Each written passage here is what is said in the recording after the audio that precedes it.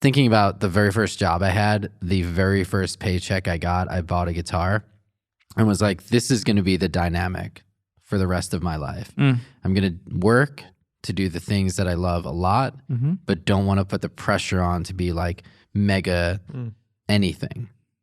So I could always enjoy it. Like today, I covered these 2 beautiful Manchester Orchestra songs just for myself that I love so much. And I was like, I'm so glad I could do that. Now back to Dylan's logo. You know, like, damn, and those dude. things are like, it just that's so beautiful. I relate 0% to that, and I want to get there one day.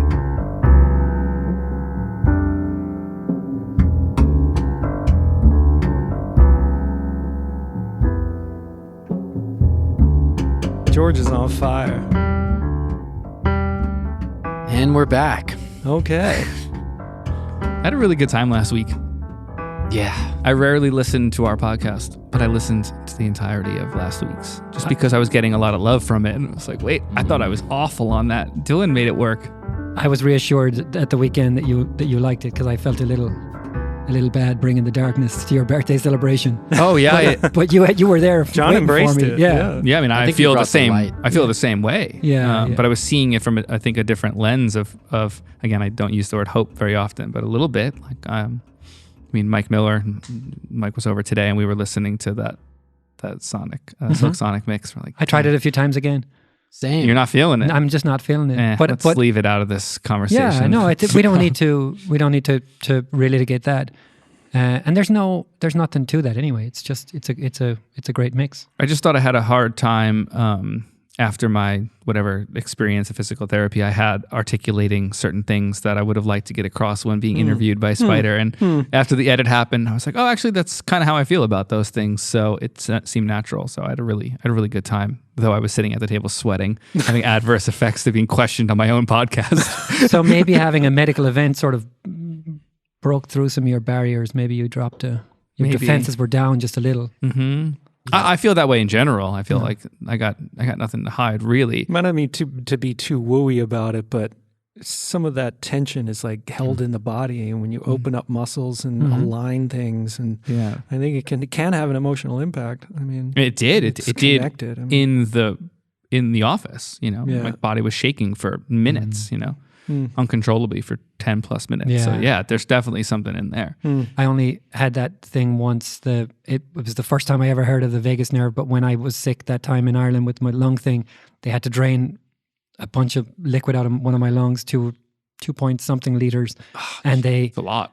they come at you with this big fucking needle, like a big needle, like they should be using on cows, not on men. And this Chinese doctor, she was amazing. And she was like, I'm going to put this in. It was like, great. And she went in, and it was just like a light switch. My whole body was just like instant, covered in sweat. Every part of my body pouring water. Yeah. And I did mention I was nauseous, right? Yeah. But, and it Sorry, was like Michael. whole reaction. And then we're trying to validate you. 20 minutes later, she's like, I'm going to go in again. And the second time, I didn't even feel it going. It just it just didn't hit whatever she hit the first time. Yeah. It was or not. You're adrenalized or whatever. It wasn't a head thing because the second, like, I wasn't nervous about it the first time, and the second time I would have been more nervous because I just had a really bad experience and I had no reaction. It was like a physiological thing. Something happened. It was very strange. I'd never had my body sort of like go into complete autopilot like that before. Yeah, where you go from like just sitting comfortably in a chair to being like, I feel like I'm in the middle of the worst night sweat of my life ever. Yep. It used to happen to me when I was in high school. I would come home late from hanging out with a friend or anything, playing a sport or something, and I would go home and I would make a snack, and I would just remember being in my kitchen, all of a sudden just start shaking uncontrollably and lost the appetite, and just would be yelling at myself, but there'd be no sound. Like clearly I'm not yelling out loud, but it felt like I was yelling at myself. So that used to happen to me when I was younger, and then they would stop and then they would come back every now and then. I had one a couple of years ago, and I remember calling Addison.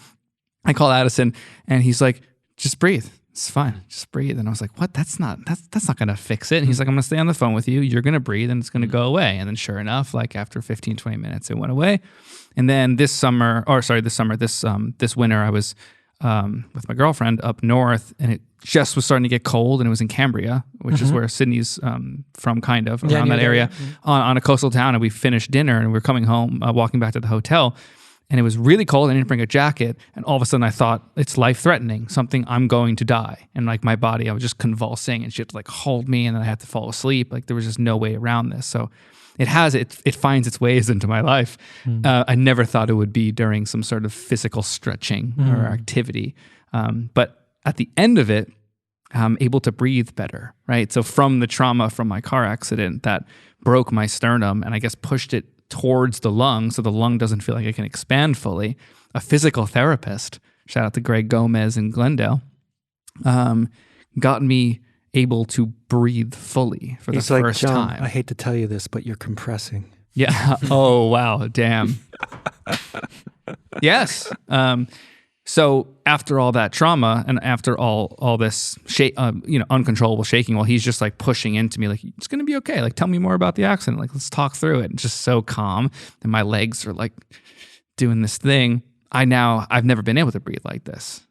So there's light at the end of the tunnel. If anybody's having panic attacks, just breathe through. I only realized on the listen down at the weekend to the podcast that you were talking about an actual panic attack. I thought you were referring to something in the day, like you forgot your keys. So like, I had a panic attack earlier. Like we use that phrase all the time in Ireland as like, I got wound up about something. So, I can count on one hand kind of how many I've had. So they're moments for me, for sure. Yeah, I just didn't realize it when we were having the chat the other night. It's a clinical term.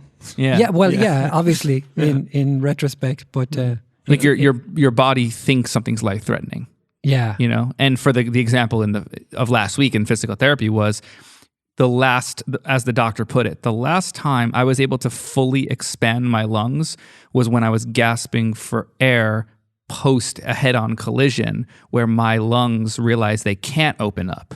So your brain is saying, we can't do this anymore. We're afraid to do it because we might puncture the lung into the rib because it's getting compressed into, like Spider thankfully joked about.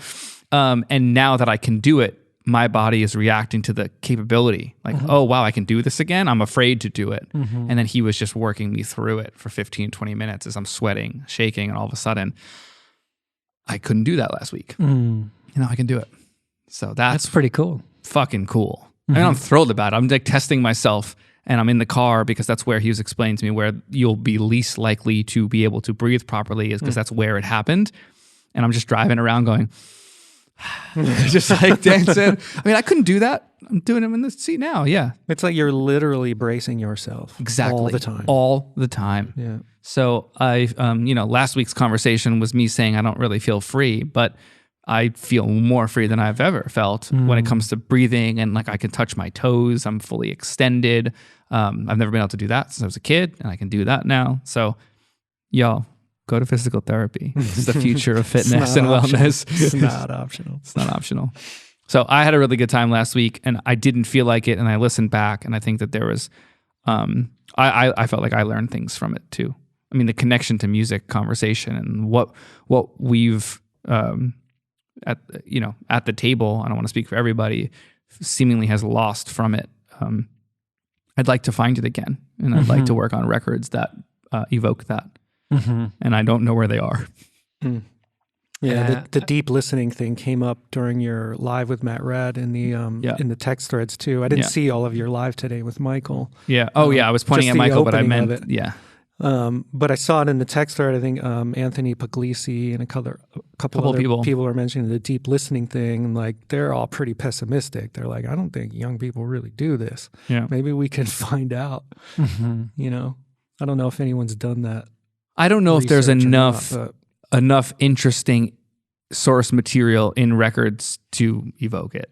It's more I think it's day. A source material thing. Like, it's just a lot of the same. Today, it was funny because Graham and Mike were hanging out while I was mixing a record that had, over 100 tracks, which has not existed in my world in quite a bit. But Mike was like, when I get a session that has this many tracks, I automatically think it's going to be terrible because it normally is most of the time. It's just too much.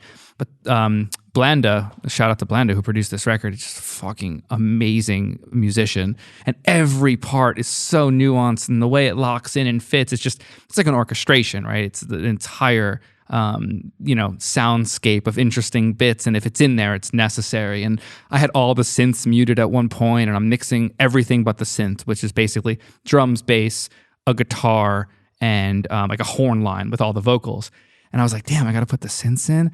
And then Graham described it as I put in, like as soon as they were unmuted, just like filled this hole that was there, and just it did its thing, and it was warm, and they were layered properly, and the arrangement was there, and they didn't occupy the same harmonic space. And all these bits were intricately, working with each other, and it was a beautiful experience. Now, the record itself is not going to give you this this intense, deep listening experience because it's not that kind of record, but I bet I could make 8 other versions with all the parts in there that could do that because of the level of musicality that's in there. Yeah. I could give you a no drum version. I've enjoyed the Castelli versions over the years. Yeah. When you're just sort of working and taking in stems as a thing. It's pretty... Yeah, and you solo the vocal with like 2 other elements. You're like, wait, what's this version of the record? Make discoveries about the song that way. It's not kind of goes against the like don't solo things and also always let the song play. Like, it sort of goes against some of the basic rules, but it's a good diversion sometimes. I always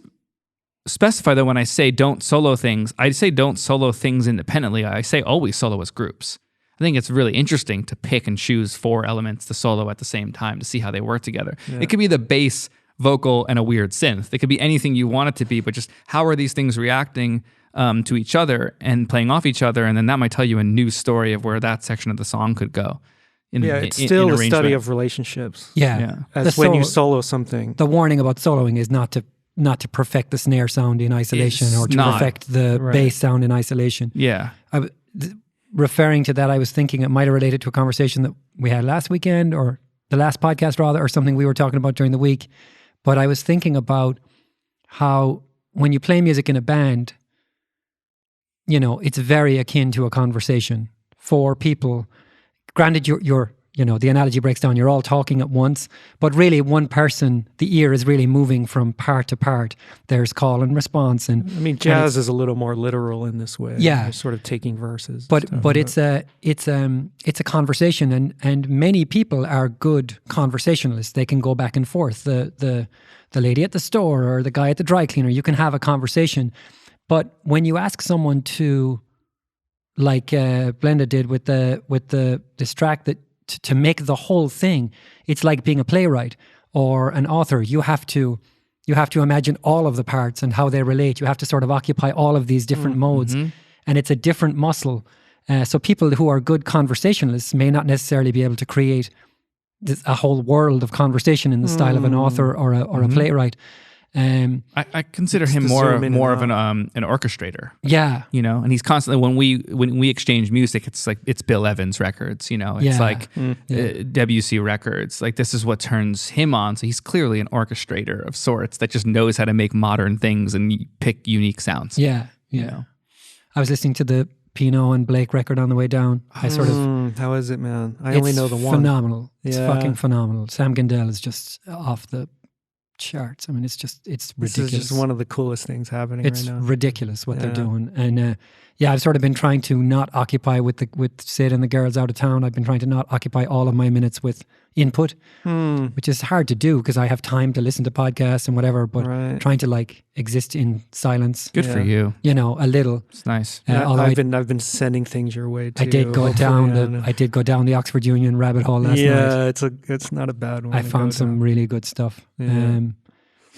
Spider sent me a debate 2 nights ago, and we were kind of, he was a half an hour ahead of me, but we were both watching it. And then I went back at a certain point to sync up with it. We're kind of live tweeting each other on this old debate about modern architecture. It's phenomenal. It's fucking really, really great. Yeah. And then I just went on a full kick from that last night.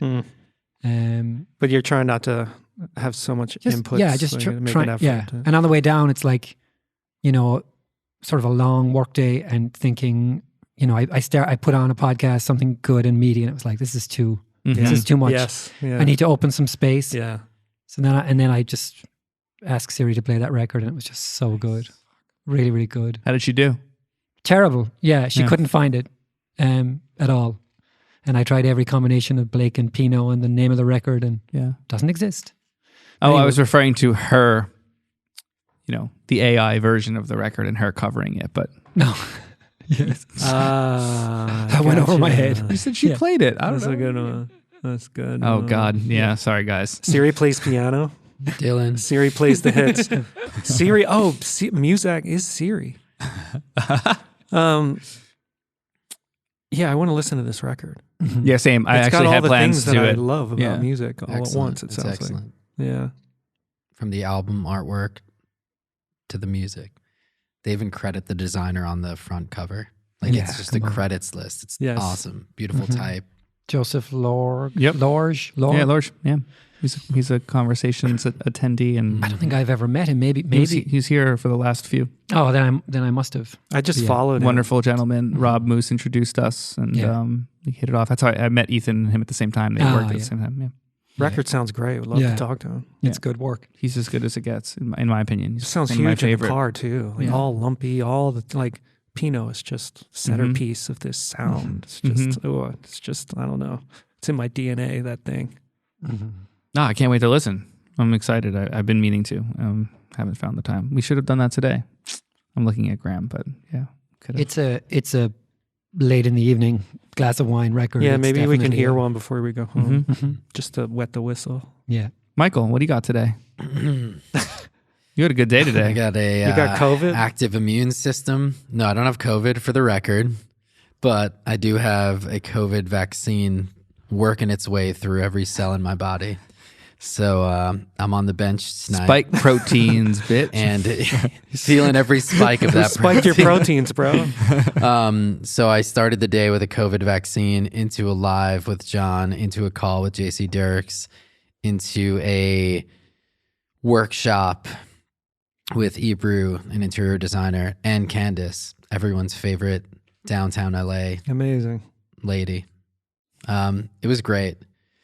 It's been a busy day. I've learned a lot of things, updated the notes of a book that I'm working on that changed from writing about process to informing or pointing to things that I've discovered on my own creative journey that led to me integrating them into my process. So it's not a direct, here's process and here's the steps and this, you add this thing there and do that thing there, because it can't be prescriptive. It's so contextual. So I was like, well, as I'm writing this, I'm like, well, these are just lessons that I learned and they're almost separate things. And so I'm like, I'm going to make this book more me. And thanks to Rory for that excellent advice. What else could you do? Yeah, no, exactly. When it's you cool. read off the table of contents to John to sort of prompt a starting place today, I was like, oh man, I want to fucking read this book. Yeah. Well, that's about right. Rory called me after watching the Instagram live with Nathan and was like, just listened, have a bunch of feedback.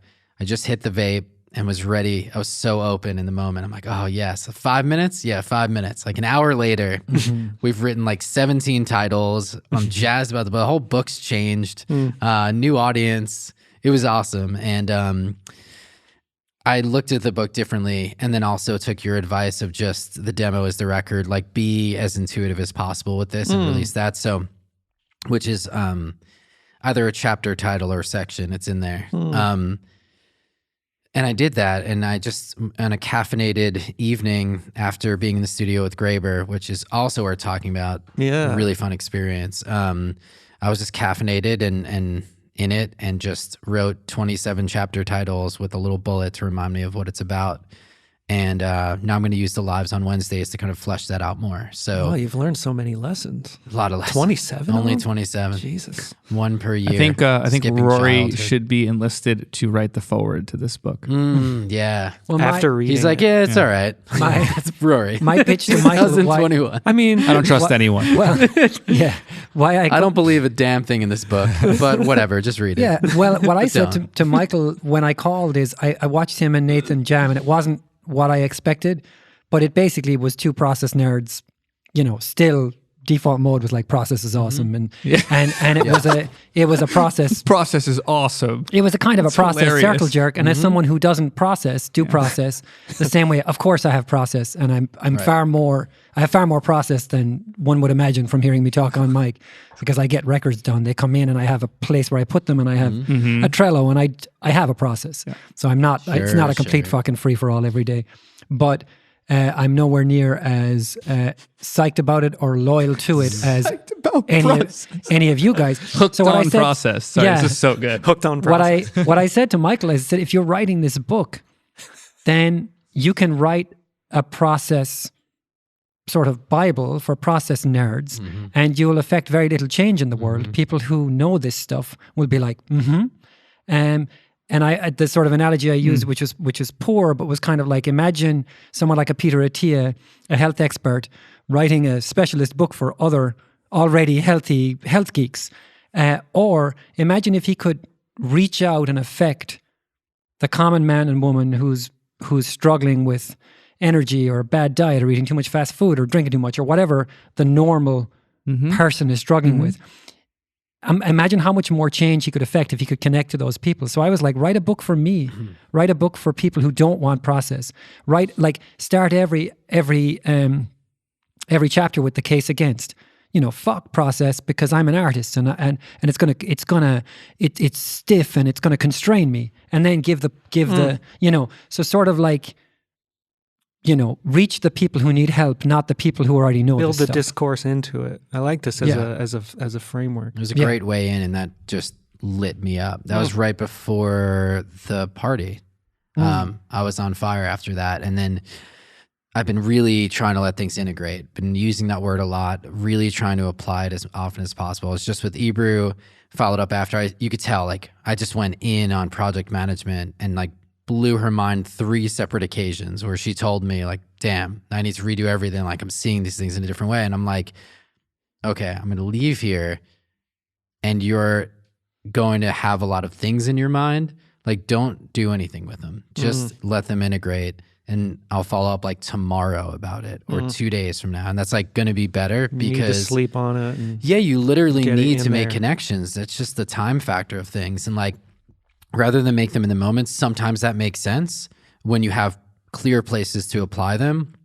But when it's all these new ideas at once, it's like you could almost do more harm than good. Like, every project needs to be project managed now. It's like, you only have a little bit of the tools right now. Like, be careful, So I was just like, we'll follow up Sunday and just sleep on it. And where did that come from? I don't know. The book. Yes. More me. So you spoke to me about it. And I was like, okay, I need to let this integrate. Added a few chapters. Now I have an idea of how I want to write it, and the audience, and the influence I want it to have in the world, the impact, and the kind of tone of the titles. And then I was like, but what's the tone of the book? And then this weekend, Sunday, we had a bonfire at Addison's and Ray's house. And I was telling Ray about the book, and she's like an avid reader, just reads all the time and always has great quotes to send and whatever. And she's like, I would read your book, but like, it needs to sound like you. Like, I would read it if it sounded like you. And I was like, that's all I need to hear. Like, that's all I needed to know. And I was like, just needs to sound like me. So your book's going to be a face swap video? Yeah, I'm going to face swap me. But yeah, I mean, that's a good title. But yeah, I let your ideas integrate hers, then slept on that, then went to the recording at John's, came home, and it was like ready. After seeing so much creative production happening in one night, I was like, it was the moment for me where it was just like, time to go and time to put some stuff down. And that's where 28 titles came from. And I look at it, I'm happy, and it's exciting, and it feels like something, a contribution I want to have in this world.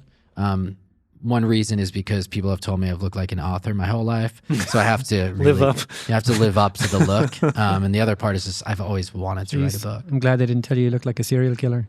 Yeah, I know. I lucked out on that one. You shouldn't. Don't listen to people. It was only a flip of a coin. Sometimes they go hand in hand. I don't know. Yeah, true. I second that though. You do look like an author, especially with your middle part. Yeah, the middle part. As soon as I had that, I'm like, all right, it's time to write a book, man. Yeah. Next time we go live on Instagram together, I'm going to middle part as well. Sick. Oh, I thought you were talking about the middle initial. You're talking about your hair. No, the middle part. The middle initial is also the middle another... initial is a visual middle part. Yeah. It has the same negative space. Well, both middle part. It sounds fun. Sick, dude. That's hot. So, my lives are going to be, Dylan, you can leave that in. And that. My lives are going to be riffing off. Like, I'm going to go through the list. This is my process for lives now. And I felt like I was trying to find it. And now I feel like I found it, which is I'm going to choose ones that I want to go deep on with that specific person. Oh, so like there were things about, I have a chapter on, it's called Morning Tea, and it's about daily routines. I'm like, I don't need to do that with John. There's plenty of source material about that. I've already spoken to him about that. I could probably write down his morning routine at this point. No reason that the world needs to hear it again. But what are some things that we haven't really dove too deep into? What was your favorite today? The whole thing was really fun. There were some lines that you said that was just like, that's in the book. That's in the book. Nice. You know, like it was, I love talking about play. That's just been a topic a lot. And the way that I like how you ended it for me, that was great.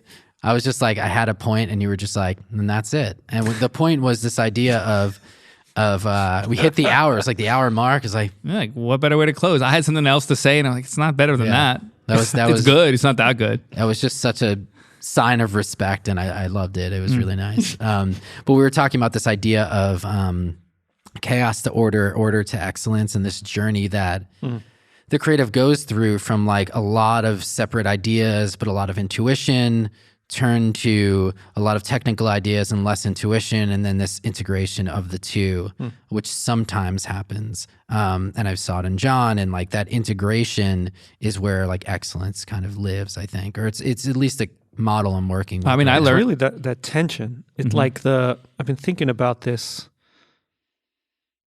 order, chaos, divergence, convergence thing. And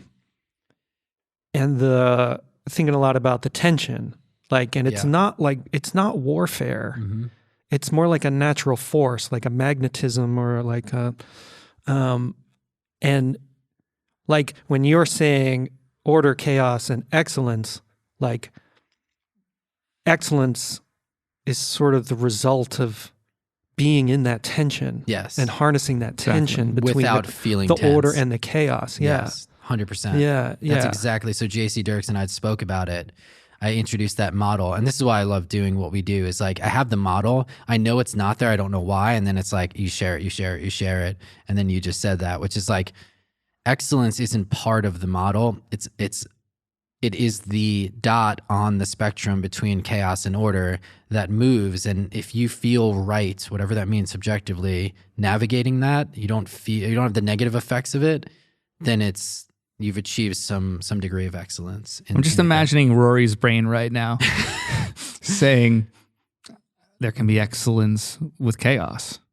Yeah. You know, like where yes. Where chaos, or maybe say it better, because I'm sure you have something better there, but no, I think the model holds. I don't really have it. I don't disagree with it. You know, I think it's that's in the fucking I mean, book. Am I excited about it? I'm not. That's what I mean. You're not excited about it. That is the preface right there. But but your lack of enthusiasm that I can read on your face means there's something else there, or there's something missing from it. Because to me, it feels like there's something missing, because I related to it in the conversation where I understand what you're saying about someone like me, but people that are less orderly than me have same or more success than I do. So I'd wonder how they would react to that. Something that I said to Michael on our jam the other day, I said, you know, you people who have a hang up about rules or structure. So if you went to a boarding school, or you had an uptight parent, or your dad was in the military, or, you know, whatever, you know, the 100 different ways that people rub up against order and authority and structure and religion and all the stuff, right? If you came up in that and you are, you know, we're going to be super simplistic, a rebel, you're pushing against that and you want the freedom from that. You know, you're going to, it's possible that you could react to some of these words, right? The way that I do. But what I was saying to Michael is that one approach to this thing is to show people that they're already using process. They just don't think about it that way. They've already got process. Even if the process is you wake up late and you get stoned and you order takeout and then you start working just around when the sun goes down. It's not a distant and you thing. work It's till right 3 under your a.m. nose. Yeah, you actually have a process. So recognize that process because you are a system, and just know that the times when you break process, sometimes it's actually really useful. You get out of a rut. Other times it undermines you, and start sort of observing these sort of mechanisms in your work or creative life. You know, so as a way in, sort of for people who are really fighting it, to sort of show them that there are processes at play in their life already, you know. So at for the one at the table that's fighting them, what's your process? I don't know. I'm not in a good place with it. I'm still processing post desert. I've been making a lot of notes. Do you want to talk about any of that? No, I don't actually. The long arc. Yeah. Of Rory's desert experience. Last week's conversation was definitely part of it. And sort of managing my expectations around certain projects. I've had some really good projects in the last couple of weeks and a couple of really frustrating ones where, and people are listening. So I can't be too specific, but there are projects where the song and the performance is phenomenal and the engineering or the conception of how it goes together lets it down badly. And it's very frustrating, and I'm sort of pulling out and getting an aerial view on all of the ways in which I think around work, the assumptions I make and the ideas I bring and what I'm really trying to do. So, just a simple example is like, if good enough is good enough for the client and they'll be happy, why isn't that good enough for me? Why do I go beyond that? How often when I go beyond good enough, does it actually really get better? What is the, if we had the data on it, if I go deep and I try 3 different approaches, say a recent example is just where the record has some challenges with, say, distortion or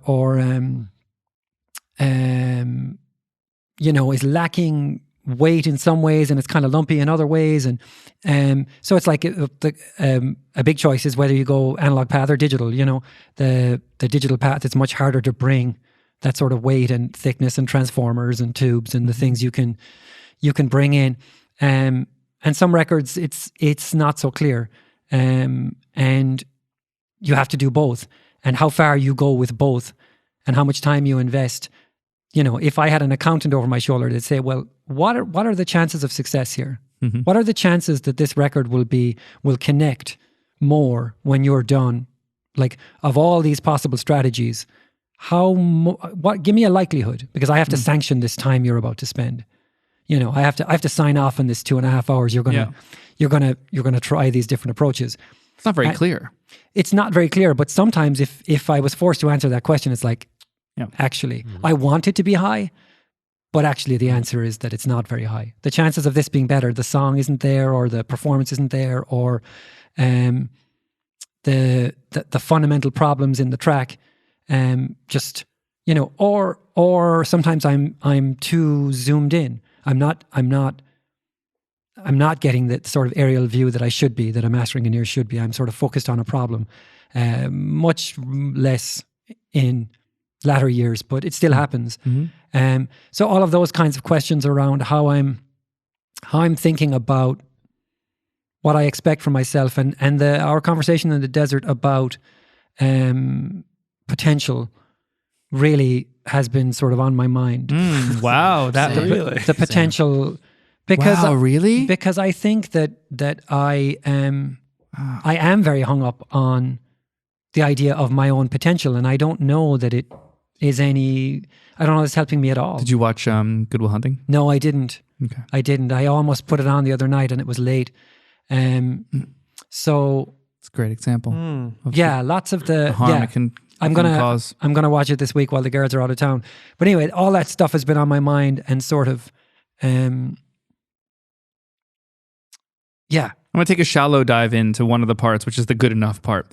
I did an exercise today because there was a bit of a mix audience. And just for fun, when I first put the stems for this song through my mix bus and my little minimal template that I had, I pressed play and then I A-beat it with the rough and I was like, oh, it's a better version of the rough. It's probably good enough. I want to do a test where I just send this mix back and see if it's done in 5 minutes. You know, just the amount of time it took to route it and print it, like 5-minute gig. That's basically prep. Yeah, and just see if it could get across the line. I was like, well, that's not my job. But what if it is? What if that's good enough? So I did a bounce of it, right?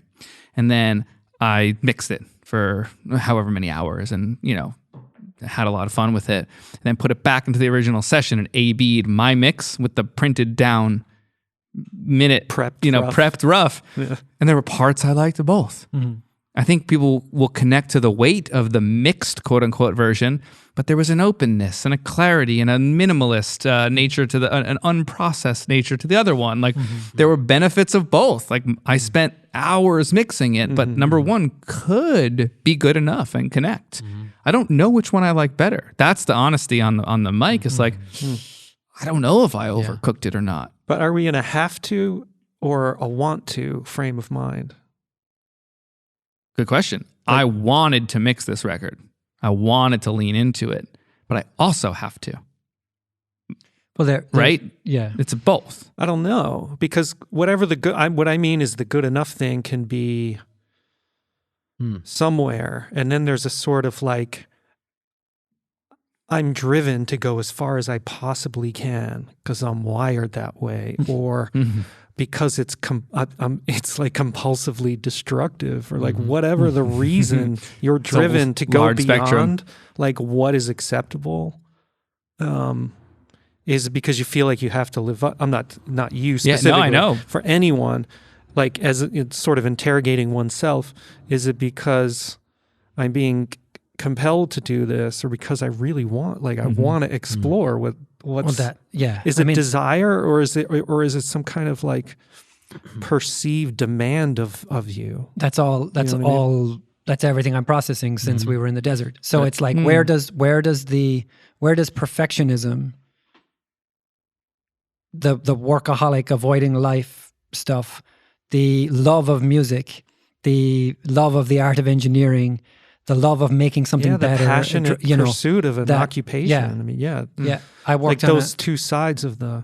But I think there's something about diminishing returns at a certain point. Yes. I think that's the part you're getting to, which is like, I have all those things, and you can still have all those things, but at some point, you might be overcooking it, or there's just diminishing returns, and that might be, the diminishing returns might be way earlier in the process for certain songs and less for others. Yeah, that's the thing. And so that's exactly that. All of that stuff has been on my mind and sort of unpicking it. And and can we do a few minutes on potential and where you're at with it? After it's been 3 weeks now, maybe longer. Yeah, because this is very connected to it.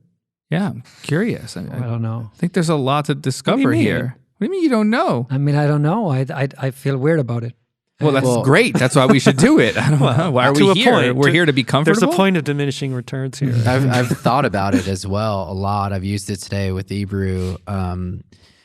It really struck me and interested me, and I've been integrating that in my life. Like, if anything, it freed me up a little bit to be a little more compassionate with myself and what I do, and the fact that time takes time, like, for one. 2 is like less projections, which is always good. Projection onto other people, you mean? Both. Or like projecting the future. I could believe I have potential for whatever. And then now I'm not living up to it every day, or whatever. So it's kind of, to me, it's coupled with this self-compassion piece. Like, I think these two are part of it. It's like, if you don't have the self-compassion part and you do have the potential part, there's a huge tension there, because you're just like, why are you not there yet, right? And it can cause a lot of friction. It's like a relationship with the abstraction of potential. Yes. Well, that's I mean, that's it. That's the heart of it. Is that when I believe I have potential, and I spend a lot of time beating myself up for not sort of realizing it. And you know, you can stop and take stock of achievements and things that are good, but most of the time, the narrative in my brain is that I'm not. That's just not pausing the abuse for a second and then basically. resuming.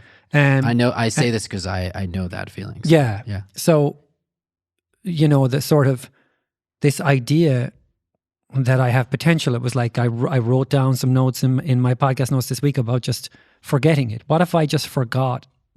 What if I could delete it from my brain and tomorrow just get up and do the best work I could, like someone who didn't know potential was a thing, someone who actually, you know, the part of their brain that thinks about the future got knocked out. They were just like in the moment, you know, sort of a broken brain. They could only just work. And they could never think what the outcome would be. Yeah, of course. Yeah.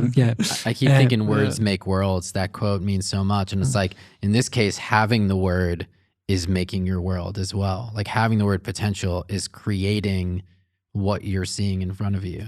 And you're talking about eliminating that because that word. Well, it was John's take on it that was, you know, so often it's when you know, we explore stuff like self-talk and you think, I would never say the things, we've talked about this on mic, to a friend that I do to myself, and Spider has said the same, you know, or I would never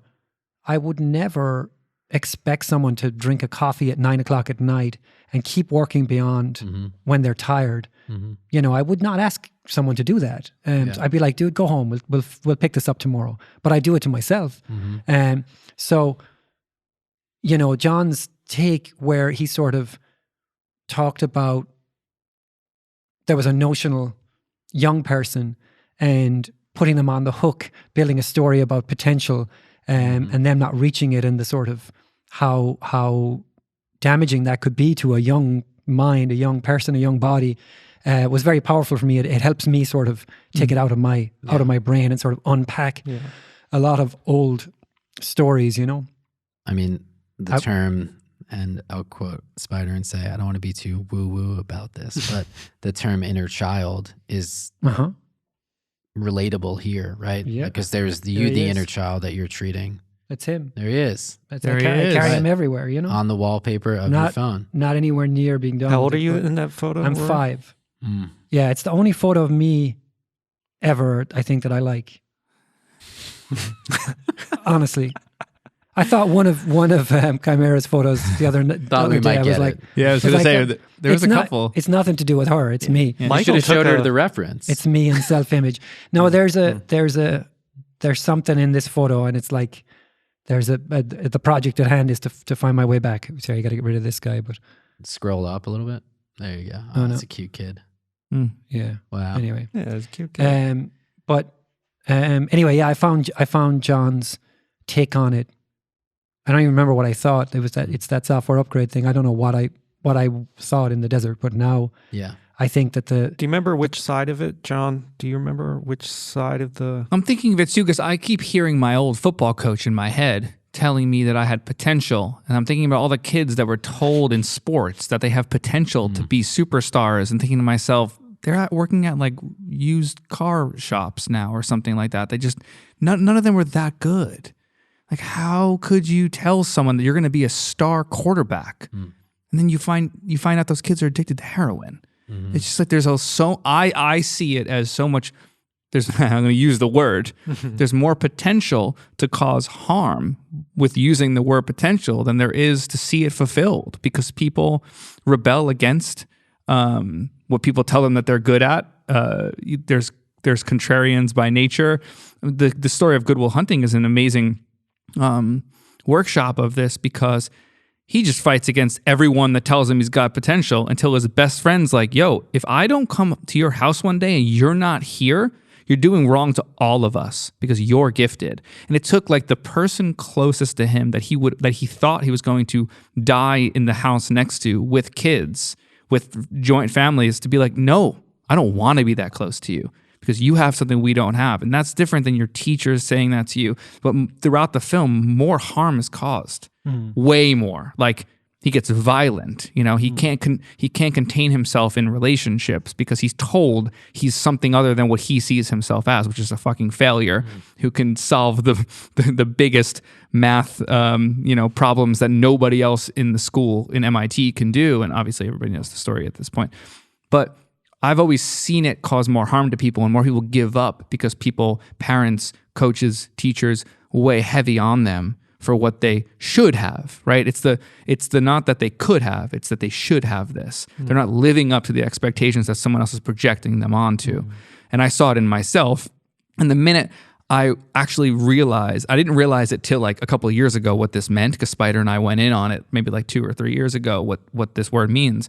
But I had an adverse effect to my coach, my football coach, telling me I have to pick one, music or sports, and that I had potential to go on to a Ivy League school playing tight end on I was like, what? I'd like to express myself through jazz saxophone. So you motherfucker, get out of my face. And I quit the team. Like it clicked right there that he was such a salesperson, right? He was just selling me on this idea that I knew I'm not going to be a star.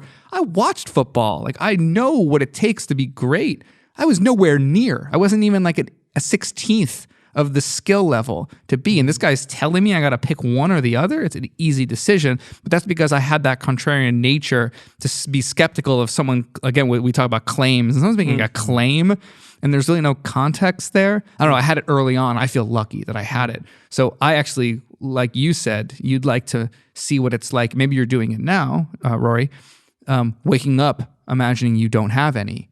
I've always been I feel very lucky. I don't think of myself as having potential. I think of myself as having a capacity to do things that I put my mind to and work hard to. And I don't ever think I'm going to be the best at things. I just think I'm going to be really good at some things because I practice, not because I have innate talent, because I have a process and I have a certain amount of skill that allows me to practice over and over again and maintain it and hone it and master it and be good at something. It's not genetic. It's not innate. It's practiced. And you can't practice potential. And that's where it kind of it's an abstraction. Breaks apart from me. It's a kind of spiritual concept. It's like it nowhere exists. It's a kind of construction of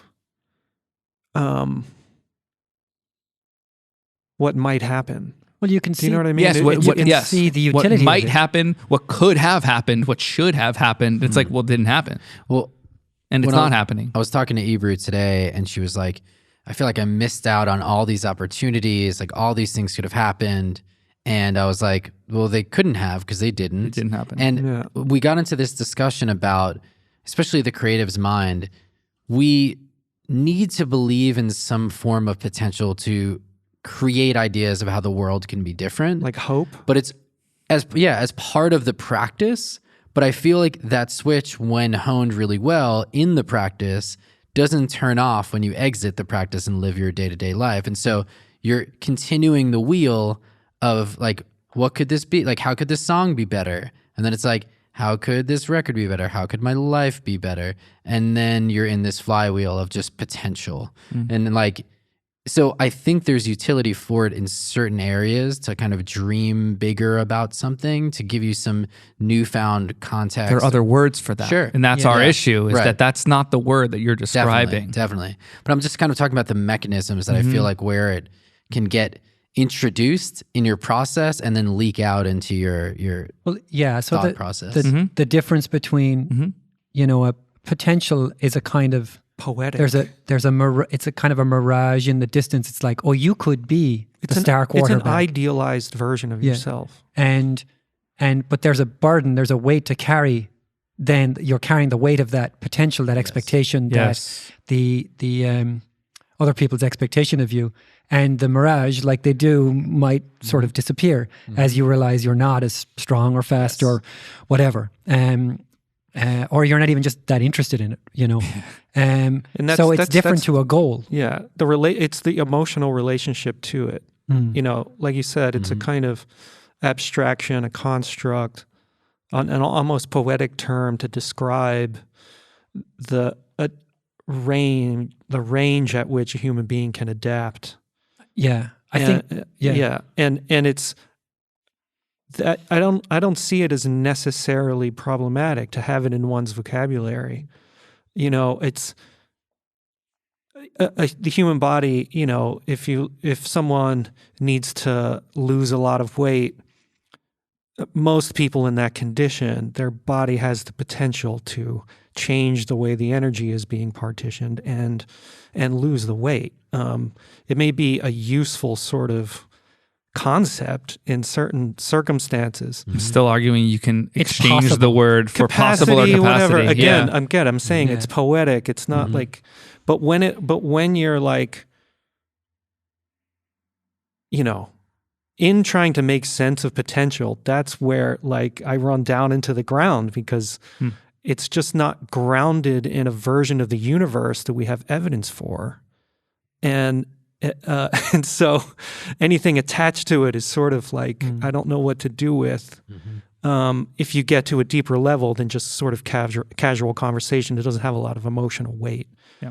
But I think what makes the difference, like in most things, maybe you're right, John, that the word potential, using the word potential, having that concept or that construct operational in our software may do more harm than good in the end.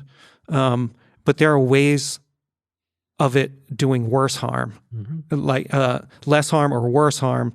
And it's really about the underlying emotional connection to the concept or to the idealized self, right? Like, we want the best for the next generation, right? We want the best for our kids. And at the same time, we don't want to create idealized versions of them to live up to.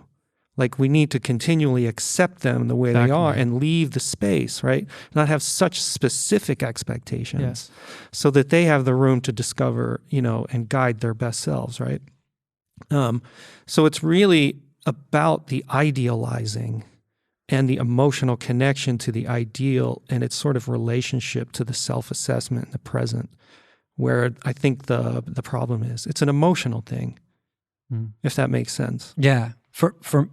And I think for me, as I'm sort of unpacking it in the last couple of weeks, a complicating factor is that my relationship, my understanding of my own potential is corrupted by the fact that I came up in a small town on a small island, and the things that I was interested in and the sort of slightly black sheep nature of my personality in my family and I'm very, very close to my family, but I'm definitely different, and my brain is wired differently to my brothers and sisters. And did anyone notice that you were different? I suppose, but it wasn't overly encouraged or nurtured or cultivated. It wasn't overly commented upon in either way. It was just kind of, we all got on with it. Everyone was busy, but in terms of, I didn't feel judged or like held up to any kind of standard. It was just like, we're just no, all but I mean, it. in a good way, like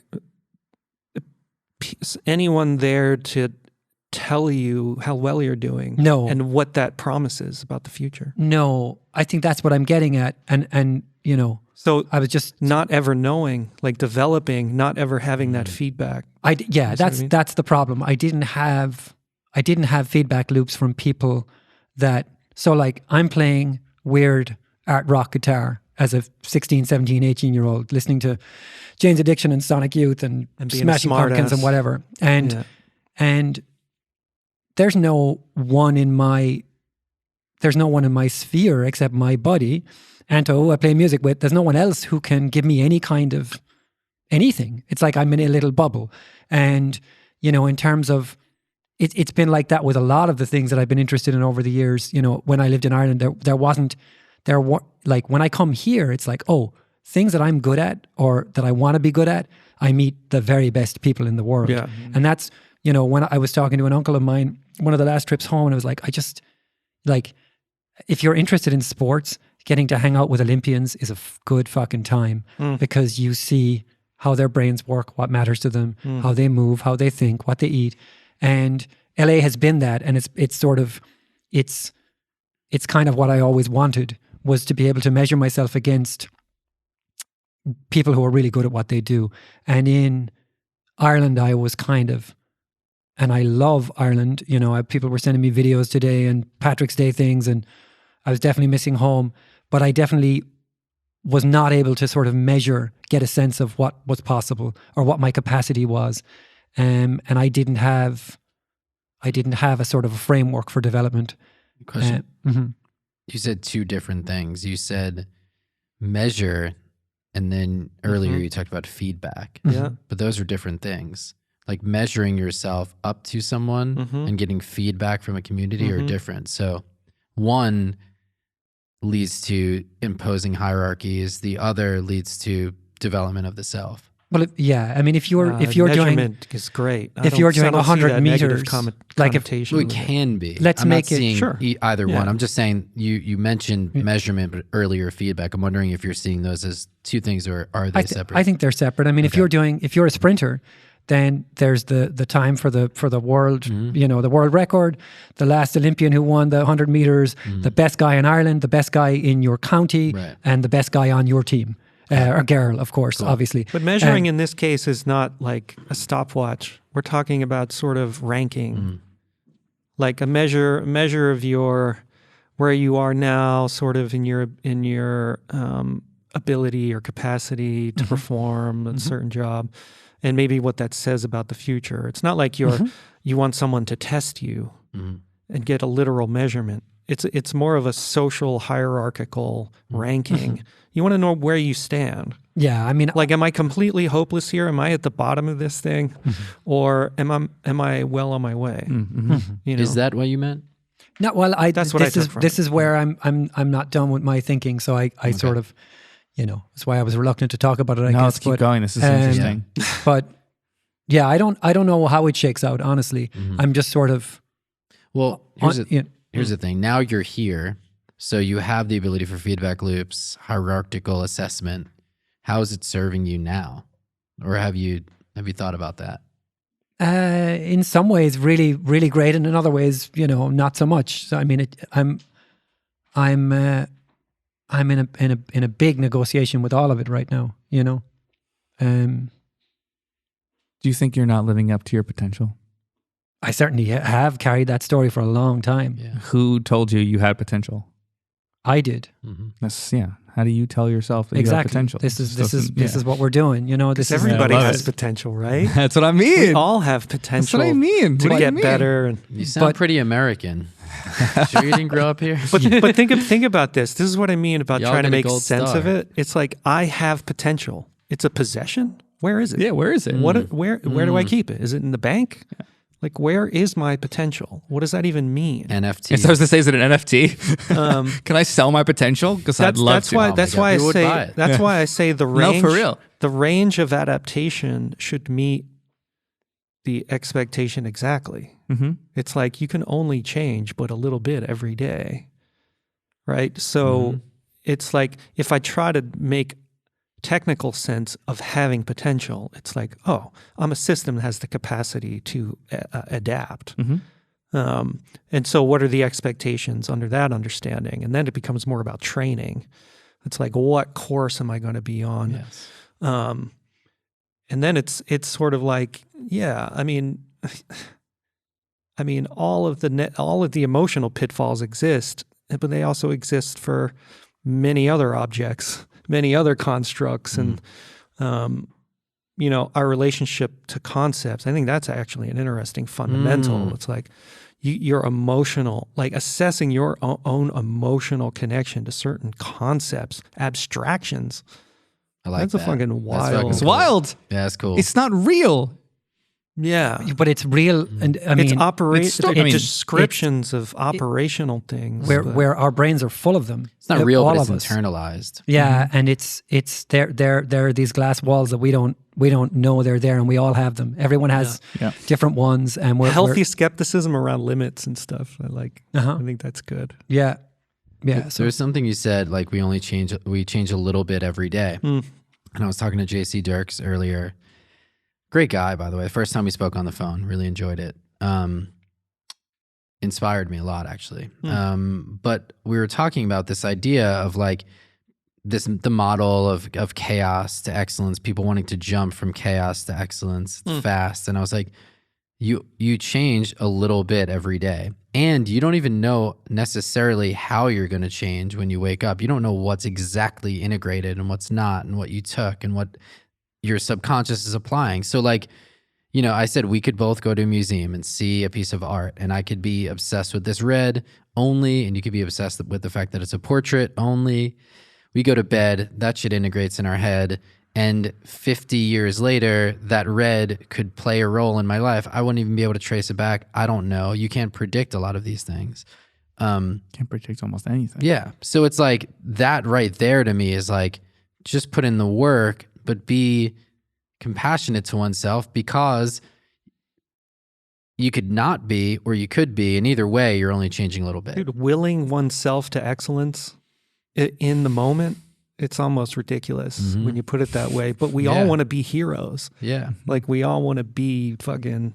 I'm supposed to be throwing the Hail Mary passes, I don't know why. I mean, I guess I'm doing it in music on a 2-hour turnaround for a thing, but that's my potential. I haven't lived up to my potential as a star quarterback. We all throw the basketball like behind us, like from the halfway point, and it goes in once in a while when you're a kid, right? And it feels insane. But it feels crazy. Nice one. But it's not sustainable. And it's a recipe for disappointment. That's not to say, like, this is where I'm sort of getting tied up around this, like having ideals to live up to. Those are like positive, when I put it that way, I think of them as sort of positive sort of goalposts. They're like markers in the landscape to sort of aim at, and they're useful. It's like, well, if they're doing anything other than that, then what are they good for? We were talking about limits today, creative limits. In a way, they're like almost, we were talking about good and bad limits, because I do believe there's both. Those exist on a spectrum for sure. And those are kind of positive limits for you to like work within and navigate within, but it doesn't mean you can't break it, and it can become bad. Like it can be, like you said, goalposts. Like there's a direction, but if the direction is super narrow and you have to fit down this very specific path, it's going to start doing more harm than good. Yeah. So what those ideals are, sure. But that's different to like having ideals is different to idealizing. Yeah. You see what I mean, Rory? I think, I mean, you need goals, and you need sort of stops along the way. You need, you have to be, otherwise you have no orientation in the day, just stay home and play video games, So, but they're different to this potential story, and the risk of sort of damage to oneself or beating oneself up because you didn't get to this mirage-like place that you had in your mind, or someone else had in their mind for you. Yeah. But I mean, there's, if I can do 8 masters in a day and 9 is possible for most of my peers, or 7 and most are doing 8 or whatever, then I think it's realistic that I could get to that next number, or a higher rate, or a shinier top end, or whatever it is, pick a thing. If a lot of other people are doing it, and I can see it in the world, it's like, well, I think I could do that too. That's a kind of a difference between saying I would like to do that versus I could do that, because maybe you can't, but if you'd like to try, that gives you means to grow. Yeah. Whereas like I could do that, every time you don't, now it's that same loop of like potential, But of course you could do that, right? You could, because if you can add more time to your workday. Yeah, but is that what you want to do? That was a bad example. Well, no. Yeah. I actually wanted to talk about that. We got into the idealization conversation. I think that's really great. But when I first started asking you questions, I'm wondering if your potential or your holdup there comes from records that you don't have literal and figurative headroom, right? You don't have headroom to don't have the control and control. You don't have the control to get to where you sonically want things to go a lot of the time. So how can you live up to this self-imposed? Sounds frustrating. It sounds frustrating. It doesn't sound real though. Like it doesn't sound like anything that's going to do any good. And that's my hold up with it for you. The conversation, was interesting last week because, I think it's as part of this journey we've been on and sort of like understanding, you talk about these sort of glass walls or whatever, these ideas these frameworks that we carry that we don't even really know we're carrying, these ways of, wanting to be liked by people and sort of increasingly putting that baggage down. It's like, I'm okay. I'm okay if they don't like me. They're not getting a response to that text. They're not getting a response in 5 minutes. They might get a response tomorrow. They may not get a response at all. That's the stuff that I was not good at before. And sort of abandoning things that over time have had a cost and haven't worked for me. But so, I had an idea somewhere along the way, I sort of internalized a story that I was more technical than musical, more sort of objective than subjective, more technician than artist. And, over the last year, I'm sort of like, through what we've been doing here and the conversations we've had and at the table and over dinner and hanging out individually with all three of you and, sort of reevaluating a lot of those assumptions that I had about myself. And, after we talked about how we hear music, I listened back to it the other day and it's like, it's really important to me. Like, it's so fucking important. The connection that comes through songs. I mean, it's a huge part of my life. And I feel like I'm kind of out of step with the machine that is LA and the machine that is the music business right now, and the sonic standards that people are bringing to the table. What their happy place where they want to land is often different to me.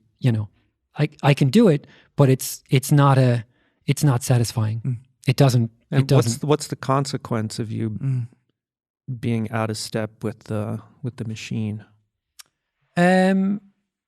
Not enjoying a lot of the work, not because one of the notes I made this week is like, if let's say something comes in and the client wants, and it's this service piece that we talked about before, the rough is bright and distorted and shallow in depth and just pressed against the glass, the whole modern thing. And I can make it better and still meet their sort of metrics that they want, that it's competitive and it's all of that. But it's not something that I would A, listen to for fun, B, play for my peers, as be like, hey, check this out. Check out this thing I did. It's like, it doesn't satisfy that hunger. So that's the business coming your way because you're here and you're adjacent and you're integrated partially with the machine, like the mainstream music business, but you don't have mainstream taste and you don't have mainstream aspirations. And this is the project right now. And I was just imagining every day records are being mastered that you would like to master. Yeah. I promise this, how many, what that market is, what the feasibility of gaining access to this market, those are the questions. I think I don't think changing the mainstream audio engineering experience is in any way the conversation here.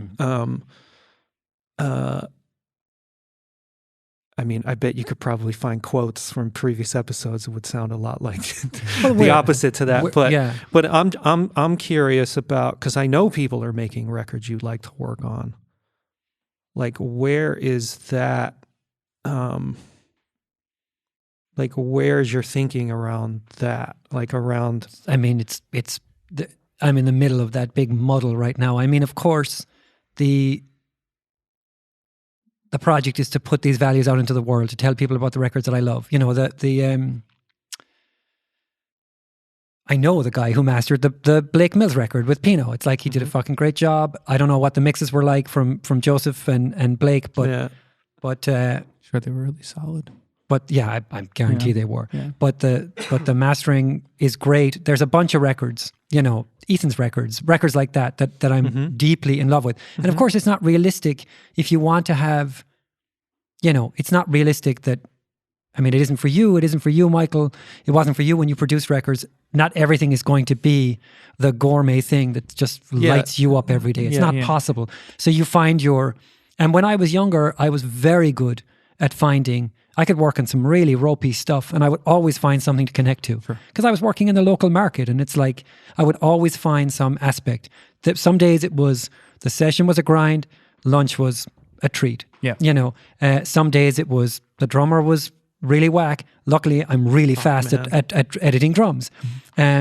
So you would find stuff like that. That's where I was. And I was kind of keeping keeping the flame. Because I've had that local, I'm going to do whatever it takes. I'm doing say yes to everything. I'm learning. I'm getting better everything I do. Like, you know, why can't you just perpetuate that frame of mind? I've asked myself, you know, like see like the sort of silver lining and take advantage of it. But, you know, really you have to at some point be honest, like, I don't like this. This isn't for me. And this might sound like an oversimplification and like a caricature, but like, if you want to make records like this, you know, why be set up at the mall?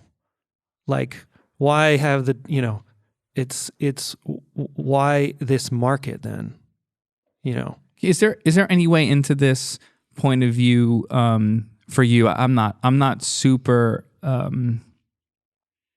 well understood on David White's perspective on ambition.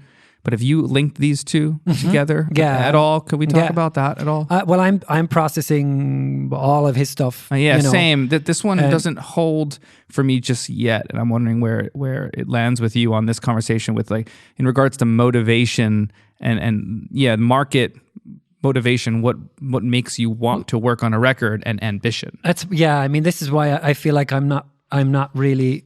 We can pause on it too. Yeah, this is really interesting. I think for a lot of people, it's more that there's so much about where I came from, trauma, what I love to do, what I'm good at, sort of pathologies of various sorts, like wanting to be liked or whatever. You know, I'm using that word loosely, but bad habits. How all of these things overlap.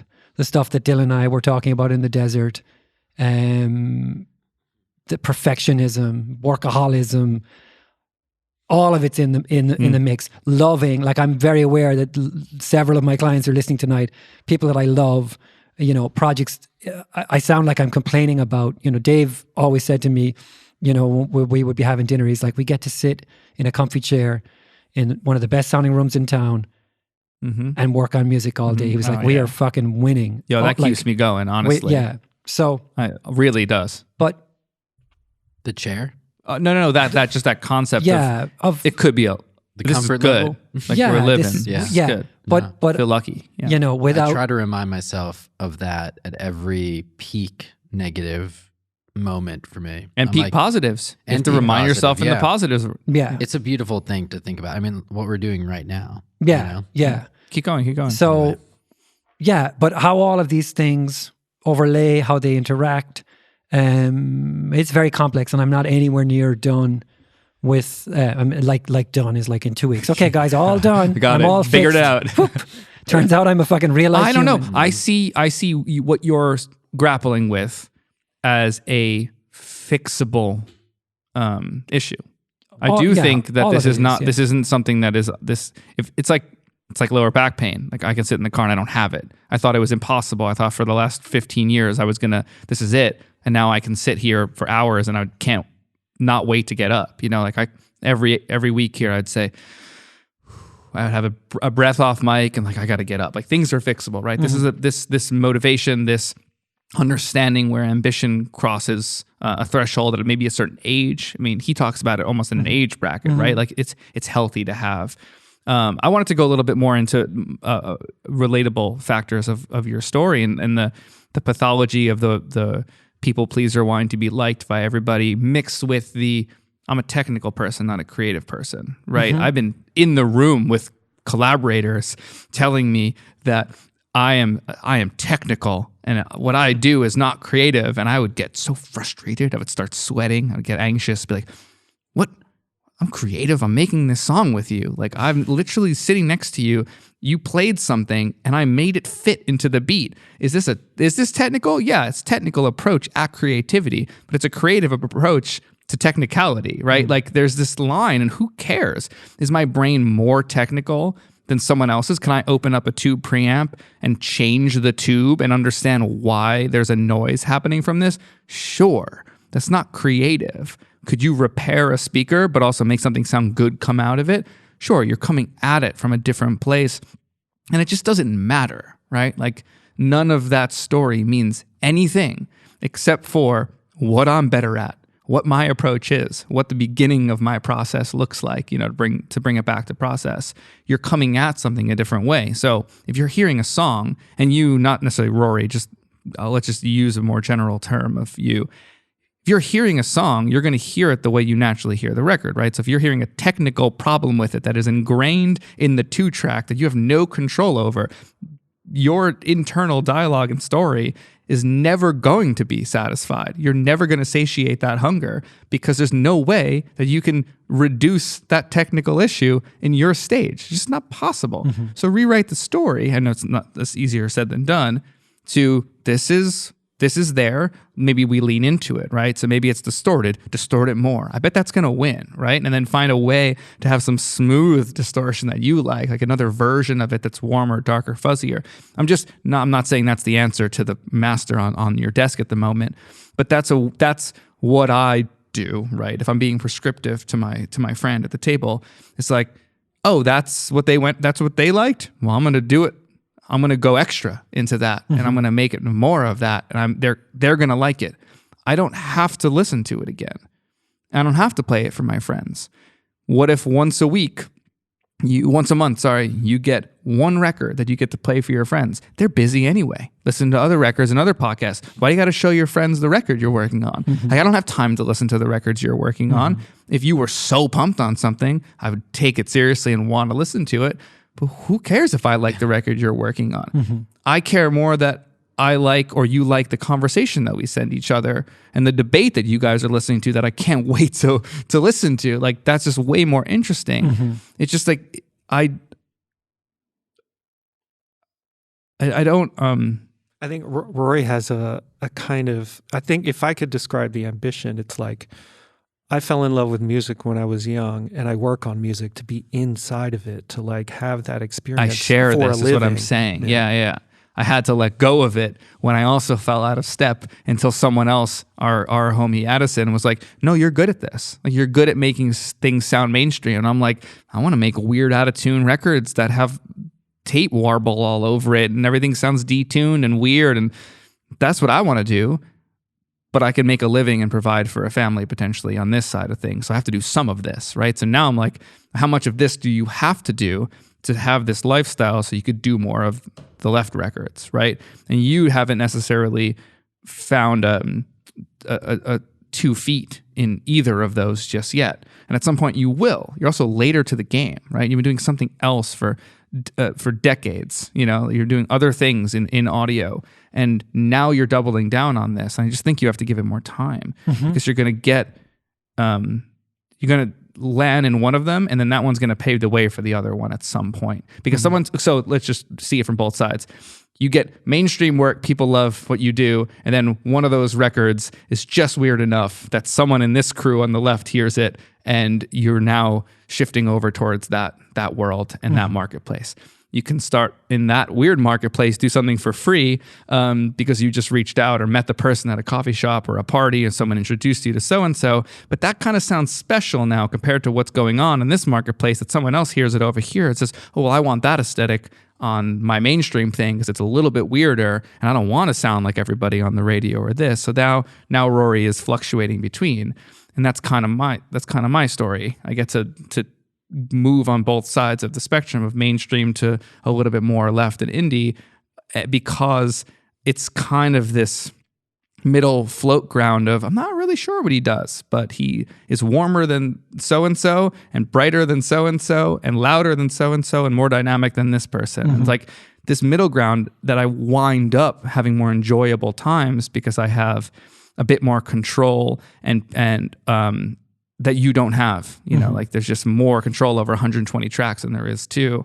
But I still played that game where I just pushed back against things and just went, nope. And then a couple of them landed and a lot of them fell away. And now more land because I made a thick group. You guys can't see what I'm doing with my hands. I'm doing a lot of hand motions right now. But there's this really pretty big group of regulars that just, that's what they want and they get it. And it's going to keep growing. And a lot don't make it. And it's fine. I'm not even thought of by a big crew probably anymore because I can't deliver what they want. And that's great. Because then there's more time to do what I like and then other things in life, like spend time with family and other things, which is what you desire mostly as well, right? Yeah. Anyway, that was a long-winded thing to say. I just think you have to give it more time and have less of a drama to it, less of a story there. Yeah. I mean, in general, yes, I do think I talked to my mom about some stuff this week and we were talking about some of the history that we talked about in the desert. And my mom's take was, you go through hard stuff and you kind of just have to move on, It was kind of, she gave me the move on pep talk. And I was like, that's what Dylan said. I did that and it didn't work. Like, I recalled, yeah, exactly. Yeah. I recalled a conversation with a friend in London that I had maybe 8 years ago. And he was mad as hell about stuff that had happened. And I was like, I'm not feeling that way anymore. I'm not mad about this. I'm in a different place with it. I'm moving past that part of it. And then it was, but clearly stuff remained unprocessed. And so I do get what you're saying. Sometimes it's like, just get out of the fucking locker room, get out of your head, go out there and kick some ball. But I'm kicking balls every day. I'm mastering records every fucking day. Like I'm doing it. So I'm in it, and I sound like a sort of a moany sad sack tonight, which is not the intention at all. I'm looking for that sort of not quite flow state, but I'm looking for more ease with my work, less of a fight, less of a struggle, more and probably I'm looking for more alignment with how I see myself and how other people see me. Yeah. Moving out of a phase where I was more willing to let what other people thought of me determine my day. How other people valued me. So moving away from that to a place where I'm more comfortable, more in control, and feel prouder of what I'm doing. So that's the project. So I do think it takes more time, but I do think I'm in the middle of some work right now. Yeah. Work that we started. I'm looking at Spider a year and a half, 2 years ago. And it's a lot of stuff to unpack, If you can let go of things, they don't always let go of you. Yeah. Yeah, that's a good way of putting it. You know what I mean? Yeah. Like you tell yourself to move on and get on with it. But then there are lingering effects that need to be confronted at some point. Another David White quote comes to mind. His quotes always come to mind, but dishonesty stems from fear of loss. Yeah. Right? Like we're only dishonest to others and ourselves when we're afraid of losing something because we don't want to hear the truth. And I guess that's why when your mother says this, or Dylan at the desert and me at the table, it's just like, what do you mean? Just keep going, move on, get over it. Like it's not easy, but that's the only truth, right? Like at some point you have to. But Michael said, like, did you process? Did you grieve these losses? you might not have, right? And therefore you're just delayed on the process. Or levels or stages or dimensions. Yeah. It has to be leaned into fully. And so that's why I think that there's probably some lies being told at the table. I have like a running program of what I think is a kind of healthy skepticism that is skeptical of every story I tell myself that's associated with a negative emotion. So if like I feel bad and here's the reason why, first thing I think is it's probably not that. Like that's probably the thing you're able to put together as a narrative. But I don't think there's much reason to believe that that's why you feel that way at that moment.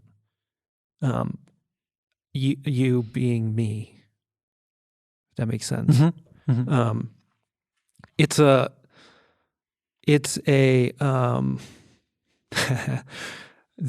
For me, what it does is it really sort of wipes the slate, and it sort of it I think puts in proper place and in proper perspective like the sort of thoughts that are just bubbling up all the time. I think of these bits of narrative that are associated with these negative feelings as sort of objects, and we sort of need the objects to soothe the emotion. And I don't think that there's any reason to really believe that a bit of narrative or a story about oneself is made truer by the intensity of the emotion you're experiencing. Yeah, you discount that stuff heavily. Yeah, it's very important. Well, you're dropping some bars tonight, bro. Damn, I'm digging this. Yeah, that's all. Let's get out of Rory's heart. Yeah, it's okay. I mean, I'm not ready to talk about it, in that I don't think I have sort of coherent things to say, or sort of that I haven't processed it in such a way that I can bring maybe useful stuff to the table. I think there's something useful in the storytelling part. Absolutely. That's why I brought up the narrative of the technical versus the creative, and this kind of I believe so strongly in producer engineer teams in the industry, and artists and engineer teams, and I just don't understand the degrading of putting someone in a box and telling them this is what you do versus that could be part. I mean, I don't know. You probably have a different view on this. Like, it's probably nice to say this is what you're doing. You are the engineer. You are this, but there's as a role. But I think that there's something to putting someone in a box that doesn't help the creative process. You want to empower everybody in their role. And if you put someone in that role solely, it doesn't fully empower them to be able to test the limits. And you always have to be testing the limits to find the new limits. And I think that if there's anything I'm taking from this is like, I highly relate to that. I've related to that my whole life. A little bit different than you, but I was fixing audio equipment and building speakers and wanted to build mic preamps and be in that lane. I was like, but actually, if I do that, I can't make the records. And then you could, and you know, Beatles records were made with gear that was being made for the project. Like, this has been the history of the engineer for so long. But I lost it at some point, but I still kind of had that brain, and I had adverse effects that people saying that you're technical. Like, it's a bad thing. It's like, actually, I think it's kind of cool that I know how to technically do things that you don't know. So it'll translate to a million people's ears, instead of to your speakers in your shitty studio that's with Barefoots in it. Sorry. Not sorry. But I think that there's I'm sure there's a lot of takeaways from the,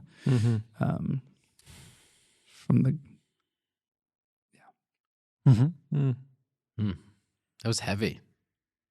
Should we come out of it with some light? I don't know. How's everyone feeling? Now, I'm not trying to end it. I'm just wondering how you guys are feeling. I'm feeling like I want to talk to Rory without a mic on. Yeah. It's how I love this feeling. conversation. Yeah. I'm happy to talk on mic. It's rare that I'm conscious of the audience, and I feel like when I bring them down, blind enough, dark enough alley, and I'm like, no, it's this way. No, I think I think it was over here, and then it's like we're about to get mugged. I feel like maybe maybe I should come back in. If you're not maybe make a map, figure some stuff out, and then we can go and check out the alley together. Yeah, but we're not tour guides. It's a little bit of we're on an evening constitution. Take us to the catacombs. I think I take I enjoy putting words on these ideas and these things that we're trying to understand, and I enjoy making it connect with people, finding the language or the metaphor or the way in that someone can understand it and find something useful for. And better yet, the emotional resonance. Yeah, the resonance and having stuff land. So when I'm not there with ideas or things that I'm working through, it's sort of, I just feel I'm a bit muddled. If I could make it relatable then for you, I feel like this is an example of people that are like, all I need is work on my plate, my calendar filled, and then everything will be great. And you're showing that you can have that, and there's still other things. Yeah, right. And there's other parts. And I think that is a very relatable story. It's one I've experienced firsthand in the same exact ways, just different times. And yeah, man, I think it's completely relatable. I think that if people are listening and they want to go down this road, it's great because they might see it in themselves, or they could fast forward. Either way, it's totally fine. But I'm glad we did it. I am too. I think that there's a higher chance of an engineer coming across a song that they don't like than that they will like. I just think with the amount of records we talked last week, 60,000 songs get uploaded to DSPs every day. There's a higher chance there's going to be something you don't like coming across your desk. You can say no. You don't have to do it. Or you can do it because you like something about what you do. You like something about the record. You like something about the person. There's all these versions of the ways into these records. It's impossible you're going to like everything that you work on unless you're the artist who, actually not even then. Does an artist make something they like every day? It's just impossible. No. This kind of reminds me of a conversation. But there's got to be a threshold that makes you feel good about what you're doing more regularly, because then you're going to bring a better version of yourself to the process, right? So you have to determine that, like for the listener, for myself, I hit it only 2 years ago. I've been mixing records for 15 plus years. I think only 2 years ago, I hit my threshold, my percentage, and I can actually do the calculations on my hard drive and actually run the numbers. And I want to work on 80% what I like and 20% for different reasons. And I hit that only 2 years ago, and I've been doing it for 15 years. So I feel lucky about that, but that wasn't the story for most of it. It's mostly the complete opposite, 2080, you know, doing work for other, and I'll actually stop there. Never mind. Go in, Michael. I always want to ask you, John, during those times, like where you weren't liking it, I just wrote the term liking it because I want to dive into that. But when you weren't liking the work that you were doing, what were you telling yourself at that time? It's Rory's story. I'm a workaholic. I got to work. I got to stay in the studio like 14 hours. Do you feel what you're picking up from Rory? Like, did you feel that same energy? Yeah, I still feel it. I mean, if I could pick a perfect day, it's eating and working on records and mixing. It's just perfect. I love it so much. But I mean, the feeling of being like, I'm not working on records I like. That and where that's taking. Yeah, I would just Rory complain right about it to people. Like after the fact, I go to Tyler Johnson's at night on the way home and be like, "Oh, I fucking hated that record today." But like, you know, I'm in LA. I'm making records though. You know, there's always that. I was going to say the people make it worth it. I don't want the takeaway to be that I'm working on records I don't like. Right. You know. Yeah, we should definitely. I think the But I did. The language around it is. You know, there's a lot more like I'm working on records that I like that will never sound as good as I want them to. Yes. I'm working with people that I love on some records that are not as realized as they could be, or the songs aren't as strong.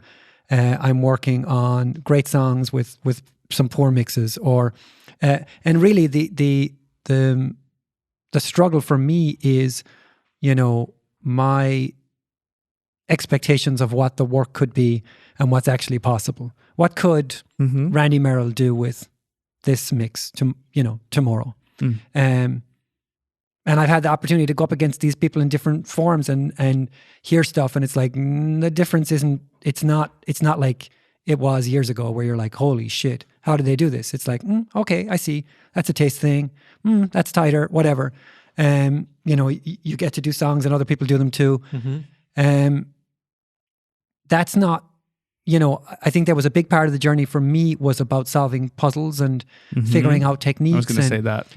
That was an enjoyable. That was motivating you journey, along the and way. you're on a climb, and every day, it's like, oh, we're at first base camp, second base camp, and oh, I got this piece of gear. Oh, it's not the gear. Oh, it's not this. Okay, but I'm enjoying this. Oh, this is nice. Oh, my first whatever, and you're going through it, and then once you've got all that in place, then I've got everything I need. Then that's where the ambition David White concept doesn't hold up anymore. That's where it crosses over. After that, exactly. And what else? What do you have now? And what he talks about is a new domain. This moment where you need to. So for people listening who didn't pick up on it, David White is an English poet, English-Irish poet, and he was on Sam Harris recently, and then John and I were listening to another conversation on a podcast called On Being, which is very powerful, that referred to another poet that we went and listened to as well, which is also very powerful. So a lot of these themes are very much of the moment, I think, for us both. But he talks about this idea of ambition basically being a young person's game, and that very soon it sort of becomes a weight around your neck, and that you need to sort of move towards what he terms like a vocation, which is this thing in the world, this sort of, we're back to woo-woo, but this thing you do that's good for you and good for the world, It's occupation is sort of the word in my mind. Yeah. So, once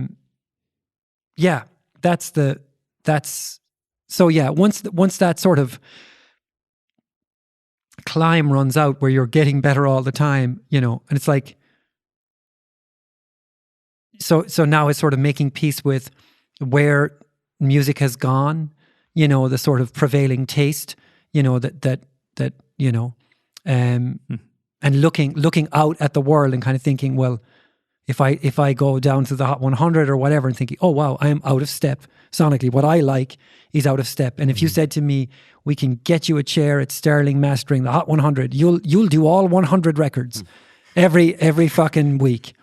It would be like a death sentence. You know what I mean? It's like, I don't want to master. Well, that's your answer. So I know I don't want that. So what we've talked about a lot over the last year is sort of putting a set of values, a set of things that I do well into the world, and finding the work that those records are out there. Absolutely. It'll find you.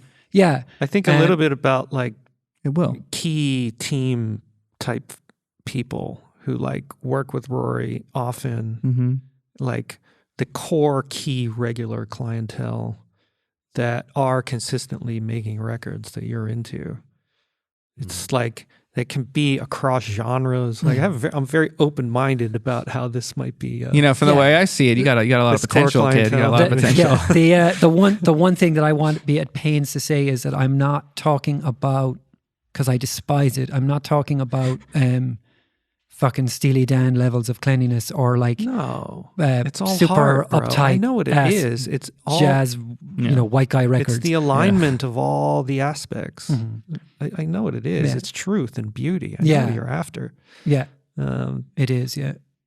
Anyone who's heard this podcast 3 episodes of it knows that too. I hope so. Yeah, that's. But I just wanted to sort of everyone turn the faders down. Give the next person in line a chance. Yeah. It'll get loud. I had an A&R the other day say, hey, loving the mix, but it's a little distorted. And it's not, you usually don't send me a distorted mix. Like, I was trying to match the loudness of the rough for you guys. I just kind of know how the crew, cares about their roughs. He's like, we'll have Dale Becker make it loud. Turn it down a couple dB for me. Approved. And I was like, oh, that's wild. That's like, great. That's something from an A&R, That's great, yeah. Just turn the faders down. We'll get it loud. Promise. Like, we all know how. It's not like you know how to do it better than the mastering guy. You just don't. Whatever. Professionals on the team. Yeah, I think it's fear of it not getting to where the producer or the artist imagines it on day one. It'll get there. That's what collaboration is. Yeah, and I think we touched on this last week's. And this is the last thing I'll say on it is finding people whose mission when they set out to make this record in some way sort of aligns with the types of things, and it's their record, you know. So clearly, I don't get to determine what they're trying to do with their record, but finding people who are making records for the kind of musical human connection reasons, rather than people who are making product, people who are looking to make things that sound like other things, you know. So original thinkers and people who are looking to make a difference in the world, who are looking to understand the world through their music or be understood. As old-fashioned and as quaint as that sounds. Sounds cutting edge. I can't wait for you to listen back to that line and take away what I just took away, which is like, you just said it all. It's all right there. Now it's just a matter of laying the bricks down to find those exact people. Yeah. You know? Yeah. Because that was well said, and it sounded like a guy who does know what he wants. Yeah. You know? I do. You know, it's and sort of believing that it's possible and getting out of my own way to get there, you know. Yeah. You know, this is the or not believing that it's impossible. Yes, yeah. Or just you know, sort of self-immolating on the way there. Yeah. out of frustration with you know, I did a track recently with this fucking great singer. I've done a lot of work with her. She's really, really good. Like, just a great singer. But this, something that I'm seeing increasingly on a bunch of stuff, is these crazy, I guess it's from verbs and delays, these crazy ringing resonance things. Oh my God. And it was just... Treat your verbs. I mean, it was... Just treat your effects. This was... Once the chorus hit, it was just like someone had pushed up a fucking, you know, 1.6K tone in the middle of the song. So like, she's going off... For 6 seconds. And it's a beautiful arc in this track. It's kind of cinematic. It's something that she hadn't done before. It's not really for regular release. It's whatever, theatrical stuff. But the chorus hits and there's a big build up and it's exciting, beautiful intro. And just when it peaks, someone pushes the fader on the 1.6K. Like right across the vocal. Space echo, 120% feedback. Yeah, and you're like, okay, all right, tried some tech, you know, hey, can I get some stems? Can we do, you know, whatever, political stuff, a little delicate, some nice back channeling. Okay, can't, you know, don't have control here. Can't, you know, and it's like you're left with, I've got to do a move that's and I have the tools and I have the room that I can absolutely, categorically make the right decisions in. But you have to do something where I'm losing diction and attack and mouthfeel and presence in the vocal to get this crazy distracting thing out of the way, you know? See, what you're describing is, I'm going to bring it back to this song, even though I know you don't like it. My favorite part, and this is a geeky thing, my favorite part about that Bruno Mars Anderson .Paak mix is the way that his vocal hits the verb in the chorus when everything opens up and there's so much verb, it's so dense, but it's a chamber in the room. It's in the room. It's old school. It's classic, and it rings, but it's clean. And you can hear it, and it doesn't take over the lead or any other part. It's the right amount of those ringing tones that keep the emotion there. And that felt cared for. And I don't hear that often. I hear verbs thrown on. Like, another person that comes to mind is, I think Josh Goodwin is great with vocal verbs. I think he makes Bieber sound so good in big, wet records. Because it's treated, it's EQ'd. That area, that 1 to 2K area, is just gone because that's where the vocal is. Like, leave the vocal there and let the ringiness of the effects be gone. So that's something I listen for in records. So I can't imagine in a mastering stage, like, And it all tends to compound at that last stage because, you know, it's got to get loud and it all tends to sort of pile up, come out more. Yeah. I hear it a lot though. The ugly stuff. I hear it a lot in records. Yeah, it's just laziness. It doesn't sound like anything other than laziness to not sort that out. Yeah, I think people, there's or haven't thought of the concept to treat and EQ your reverb. They're not hearing it the same way. Not hearing it. Yeah, so there's a lot of reasons. But so anyway, I think we've explored all of the... We've run a mile. The terrain, yeah. How you feeling, Michael? Feeling good. Yeah, you made it through. Yeah, I feel healed. Yeah. No more virus going to get me. Thanks for vaccinating. Yeah. Yeah. I'm part of the cure. It's pretty exciting. Yeah, special group. It was efficient, man. 30 minutes start to finish. from driving the car in, waiting on the line, filling out the form, the shot, the wait after, and home. Not bad. It's like, you know what? Proud of you guys. Doing a couple things right. They are. How am I feeling? I had a busy day, but I really enjoyed the live, the talk with JC, the Ebrew. I don't know. I mean, my mind's all over the place, to be honest with you. Ask me a question or something, but otherwise I'm out. Hi, what are you doing tomorrow? Are you going to rest? I'm spending the next 2 days wheat pasting posters for a music video that I've always wanted to wheat paste. What's wheat pasting? I don't know what that is. It's a type of glue that you make using wheat and creating a paste out of it. And it's like what all the posters outside on the walls are. Very hard to get off. So Addison's doing a video. I had done their initial album artwork, and then I made like Instagram story templates for them. And we're taking those I made posters out of them and doing this checkerboard pattern. Yeah, you are. Yeah, it's sick. I'll show you. And then we're printing out probably 200 pieces of paper, upside down, reverse the whole thing, and then just wheat pasting it on a huge board to be the backdrop of one scene of the video. And I've never done any of this before, but I cannot fucking wait. So cool. I was like, we need 2 days because I have no idea what the fuck I'm doing. That's cool. So tomorrow's gathering materials, printing, doing as much as we can, and the next day is like gluing it. And they're shooting like next week or the week after, so we got time. And then, tearing parts of the poster off, like making it look worn. Distressed. Arts and crafts tomorrow. That's great. Physical, moving. Yeah. Creating large format. Creating, very, very fun. Just checking a lot of boxes right there.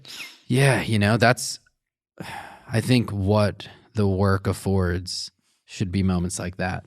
I haven't found other things, seeing family, having great times with friends. Doing arts and crafts. The fuck else is there? I'll add rowing to that. I'm gonna row all day tomorrow like a fucking Viking. All day. Yeah. Movement. Yeah, we went on a hike there. Like, that's it. Life can be simple. And you work to do those things, and take a moment to be like, fuck, I'm doing arts and crafts all day. Like the child in me that's basically still just me is like, woo. Great. Yeah, I mean, to go back to a question you asked earlier about what I liked in things when I was working on it was that. I just felt like Pro Tools has always been a video game to me. Like, I've played a couple of video games, but when my friends were playing video games and owning Xbox consoles and PlayStations, I had Pro Tools. And I'm fucking wicked fast in Pro Tools. Like, I can, multi-tool like a motherfucker. I learned it like a video game. So that's what I liked about it, was getting better at the video game. And then at some point you get better at mixing. But I was mostly interested in getting better at the software because I am technical. It's fluency. John has a grammar. Like he uses it like kind of in a way. Like that was the first thing I noticed about being in the room with you is like, oh shit. This is going to happen fast. There's going to be a lot of like rapid feedback, which I was always craving. Right. If you're touching the faders or the knobs or you're automating things, if you're running Pro Tools, you can't come up with all the ideas. You're the bottleneck, Yeah, exactly. I had so much fun, and I still do. Like, I talked about it on your live today. I basically use the same 5 plugins, and I use the same 5 tools, and I use them in different ways, and I'm really fast with them. I'm really technical to the point where I kind of know certain numeric values that I know will work on certain things, which is not the way you should mix records if you're doing it from the get. But 8-bit mix approach. A few thousand mixes released in. I kind of know where certain things and certain keys and certain feels are going to sit, so I can type really fast too. So I'm constantly numerically shifting things and then checking myself based on the numbers. So the numbers don't really stay where they're at, but there's a gauge. So I play it like a computer game, not even like a Xbox with a controller. It's like when you had those computer games, you can like type all the movements in. So I'm basically coding your mixes, is what I'm thinking. Funny, I was talking to JC today about this fluency and how it feels like I'm playing piano, just like sitting down to play the piano. Exactly. The mouse. It's enjoyable. It's my instrument. Yeah. It really is. And at the same time, like, do I enjoy hiking more? Yes, I do. But I can't hike all the time. So for money, I don't think there's professional hikers. I've never seen it. So well, there's got to be. maybe for like Patagonia sponsorships. Yeah. Well, fuck it then. I'm out. I'm gonna go practice. Then. No, but you know, I'm just thinking about the very first job I had. The very first paycheck I got, I bought a guitar, and was like, this is gonna be the dynamic for the rest of my life. I'm gonna work to do the things that I love a lot, but don't want to put the pressure on to be like mega anything.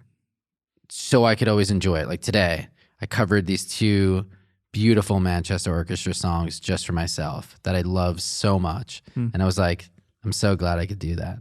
Now back to Dylan's logo. You know, like, damn, and those dude. things are like, it just that's so beautiful.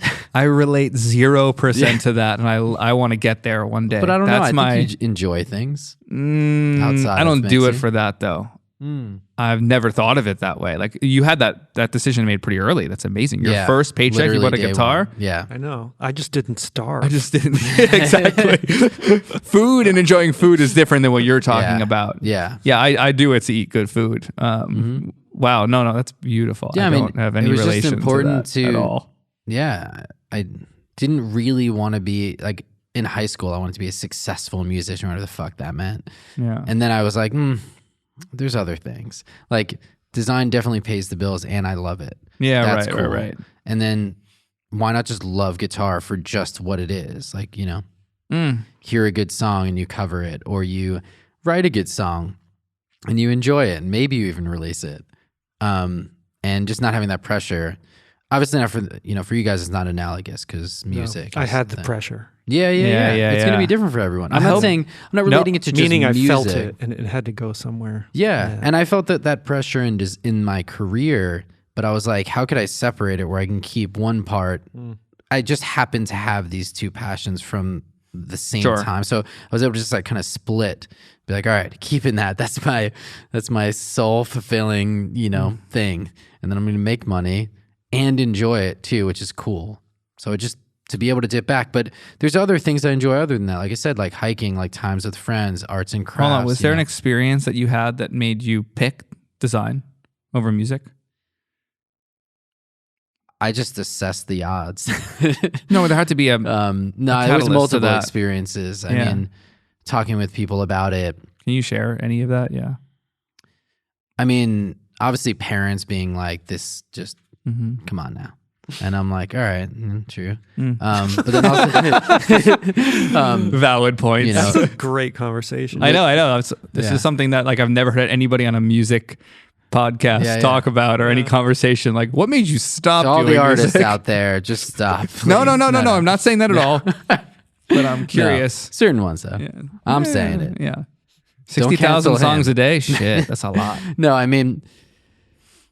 Yeah, no, there was that realization. There was also realization at like 15, having kids come to my house and pay me money for design, being like, well, that was fucking cool. Like, I don't even know how to make money. I literally had no idea how bands made money. I literally just thought they played don't. shows. Yeah, they and don't. And then it turned out they don't. Yeah. So I was like, oh, interesting. Yeah. You definitely need money for reasons. And if that music thing I do doesn't really make that, and like I have this other thing that does, and I enjoy both. Like, well, why the fuck not? Yeah. And if I can then use that money to do that thing, that's the crossroad. That was the cool part. You're like, oh, I can do it for pure enjoyment. What's it, Michael Morgan? What's it like to make music for pure enjoyment? It's amazing. Yeah, dude. The song "The Maze" from Manchester Orchestra is just so good. I have no idea what he's singing about, really. I've been trying to figure it out, but the melody is just so beautiful. And I was like, I just want to hear this melody today. And then that was it. And Michael's going to sing it for us now. You didn't go onelyrics.com or something? I'm sure there's a lyric site. I actually all right, everyone. I went to a guitar tab site. Yeah. I was like, what are the chords? Let's go. And then the lyrics are underneath. So then I just played the lyrics. Were they right? Yeah. No, my favorite part about tab sites is at the beginning, it always says, hey guys, this is my first tab. Every single one. And I saw it today. I'm like, bro, this isn't your first tab. It looks amazing. It's a tab Should we have Conversations first concert? I have a guitar right over there. Concerts at the gift If shop? not. Do you need a capo? We need to If it's a tab, it's definitely capoed. No, you tune it down. They go a half step down on every string. On every string. Cool. It's interesting with his voice. Yeah, that's impossible. We could never do that. Yeah. Sorry. No, there's not enough time. Yeah. Could end this one. No. But yeah, I don't know. I think just like I think one of the remedies to this for me has just been finding the other things that the money that's coming in provides the energy to do. Yeah. Provides the time or the space or the listeners are like, other things. I know that's stuff for it, and then money coming in. They're like, wait, I'm hearing that. That's what kind of dream life does this guy have? Fucking dream life.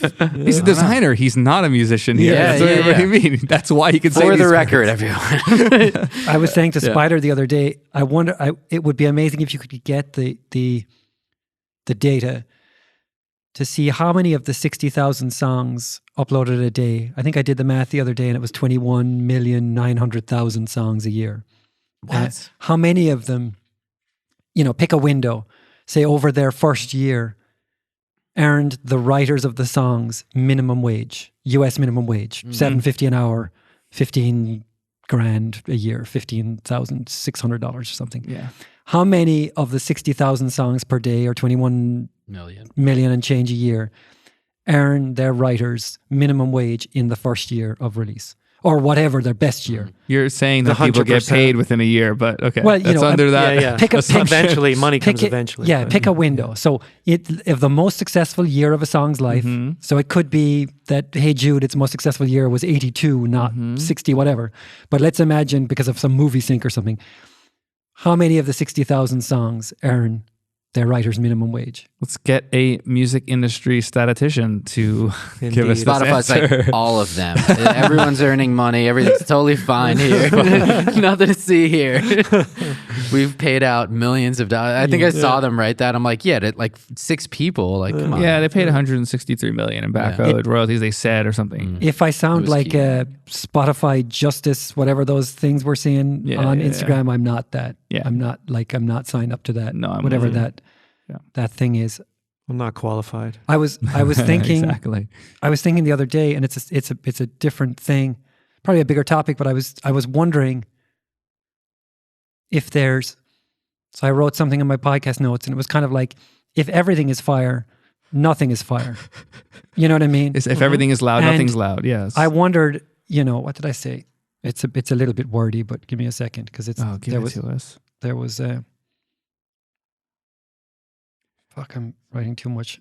Oh, so the problem with Instagram... Killing airtime right here. If everything is fire, nothing is. Facebook is harvesting our attention while we devalue truly timeless work and real talent by using hyperbole for everything. The best team. So grateful. Banger. Number 1 on a chart so specific there are only 5 entries total. How can there be more than one GOAT? If it's the greatest of all time, how can there be 2? Yeah. And then what I was curious about was... my response is, I can't be. Someone else has to be. Yeah. So, and then I was saying, this is what brought it to mind. How does this relate to cancel culture and a sense of a loss of scale when it comes to the power of language, a kind of flattening of the landscape?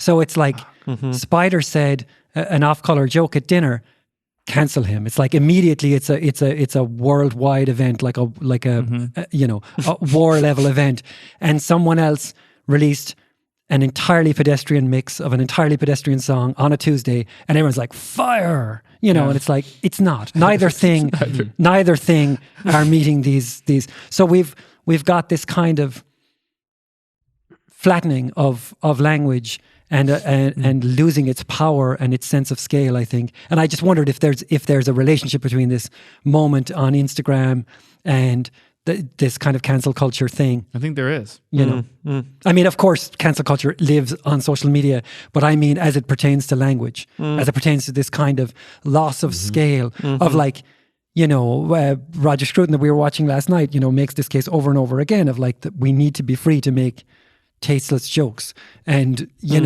that this kind of freedom that they're, and also let kids feel like bad sometimes. Yes, and that there are natural dynamics at play, but also that there has to be a sense of scale, that it's different to say something in error than it is to kill someone. And it doesn't seem like that anymore in the world. And I feel like when I see language like what's the phrase, justice for Spotify or justice against Spotify, or there's some stuff going around at the moment. And it's like, this is where we've lost a sense of scale here. You know, I love music. I pose the question, how many songwriters will make minimum wage off their songs?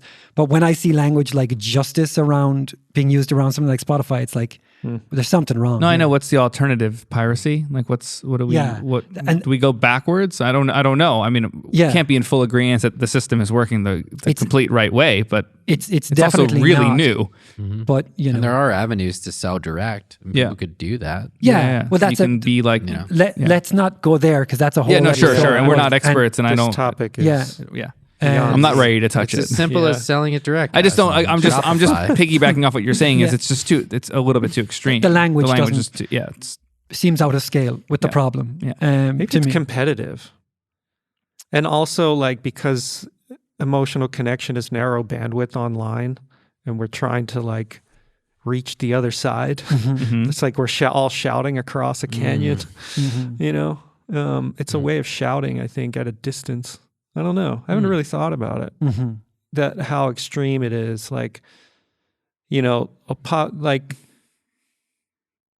the way like you'll see young women's comments fill up with how gorgeous they look. Yes. Or like it's like really outsized. Everyone's a queen. And, Everyone's a queen all the time. Yeah. Go king, and it's like he's just a dude. It's Wednesday. Yeah. He's just taking a walk. He's eating a banana. Yeah. He did like it's the trend. Yeah. It's the overall trend of hyperbole. Yeah. It just means that they're like, it's like the records. If everything is 10 all the time, where can we go? The chorus can't lift. Because there's an argument. Power grab. There's an argument to be made for uplifting community, right? So there's an argument for referring to someone as a goat when they do a good job. But there's also another way of saying, which is, you did a great job. Yeah. You showed up. You were awesome. But everyone knows they're not. It's like a false compliment. That's the thing. That's what I'm saying. There's another framing of it. Yeah. Everyone knows they're not. The greatest of all time. I don't think everybody knows. So it's like what we give. Everyone people, doesn't perform like they don't. But maybe it's like Reddit where you have to buy gold, but you give people one fire emoji a month, and they can get 10 I like yous, and they get 10 you're doing good work. I haven't used mine yet this year, but they only get one fire emoji. I'm not stopping. So Blake and Pino get my fire emoji, and Sam Gendel this month, but everyone else gets the go you. I like you. You're a member of my community. Tap back. Although I did comment on Teddy's new records. They really hit me last night. That one hurts. Oh, I didn't. They didn't use the mix. Oh. They said it was too good, and I was like, that's not. You don't have to tell me that. Yeah. Well, feel free to edit that out if you want. Because I don't care. No, I don't care. We speak very highly of each other. She posted on Instagram, and the artwork is really striking. And I was just at home, and I put up the 2 tracks, and they're really fucking good. They're really good. I couldn't. Talking about aesthetics and what you want something to be, I feel like I brought the song out more, and I think she said that to me, but then was missing some of the day of demo chaos, and I was like, the song I think is stronger than the day of chaos. I think the intimacy of the vocal and pushing that to the front versus the amount of marimba attack is just a bit more important. So we had to not. Yeah, it didn't land. I didn't agree, and that's that shared vision or shared parting intuitions. Yeah, it's just I'm bummed about it because I love the record. I just love the record, and I think it's the mix we got to, and on mix 2 or 3 was pretty special. I'd like to hear that. Yeah, I'd like to know your opinion on it. Actually, well, she gets my fire emoji, my one allocated. It's good fire music. Emoji this month. It's great music. Yeah. I was thrilled to have a chance to be a part, and that's how we kind of left it. It was like just thrilled for the opportunity. Thanks for thinking of me and trying me. And hopefully soon. Yeah, exactly. Hopefully soon again. I like this idea of limits on emoji usage because I don't know if I feel the same way on GIFs or something. Like, feel free to express your emotions in picture form and animated picture format as much as you want. But emojis, I don't know. Well, it's just the. I like them. It's the hype. It's the mind blown. I like them. I like them a lot. Yeah, Well, it's just me. I mean, it's just like dynamics. If there's no dynamics, everything is just all the No, I all know the time you're talking about maxed out. language. Yeah. And emojis are a part of language now. It's a part of communication, at least, which is And language. It's a low headroom again. It's like mastering the language is all like in the red. Yes, all that's because the thing. there's so much noise. It's And not we won't to cut through the understand. I think noise. that the deeper part is actually we won't understand the harm that the overusage of them at this time is doing until 15 years from now. These things are the sugar and fat of the digital world. I mean, they're so compelling, and sort of natural attributes of they're bright. They're human connection. I'll have some. Yeah, and so yeah. I mean, sugary fat human connection. Yeah. I'll have it. Yeah, It sounds like a Red Hot Chili Peppers record. It's the Krispy Kreme donut of feelings. I'm over here yawning. You guys are boring It's actually me. more like a Fucking over ribeye. it. It's been way more. we than must have 30 passed the minutes. 30-minute mark. I knew you were going to say that. I knew you were going to say that. I'm good. Yeah. I think we covered some ground tonight. Thank you guys for listening again. I have seen now 5 or 6 people that just keep attending each one. That's super dope. It means a and lot. commenting and sharing it. It's just like they're all in, and that is something that I'm extremely appreciative for. And thank you for doing it. Yeah. Thanks, everyone. Agree. 100%. Until next week. Good night. Thank you guys. Good night. Till next time. Hit the music.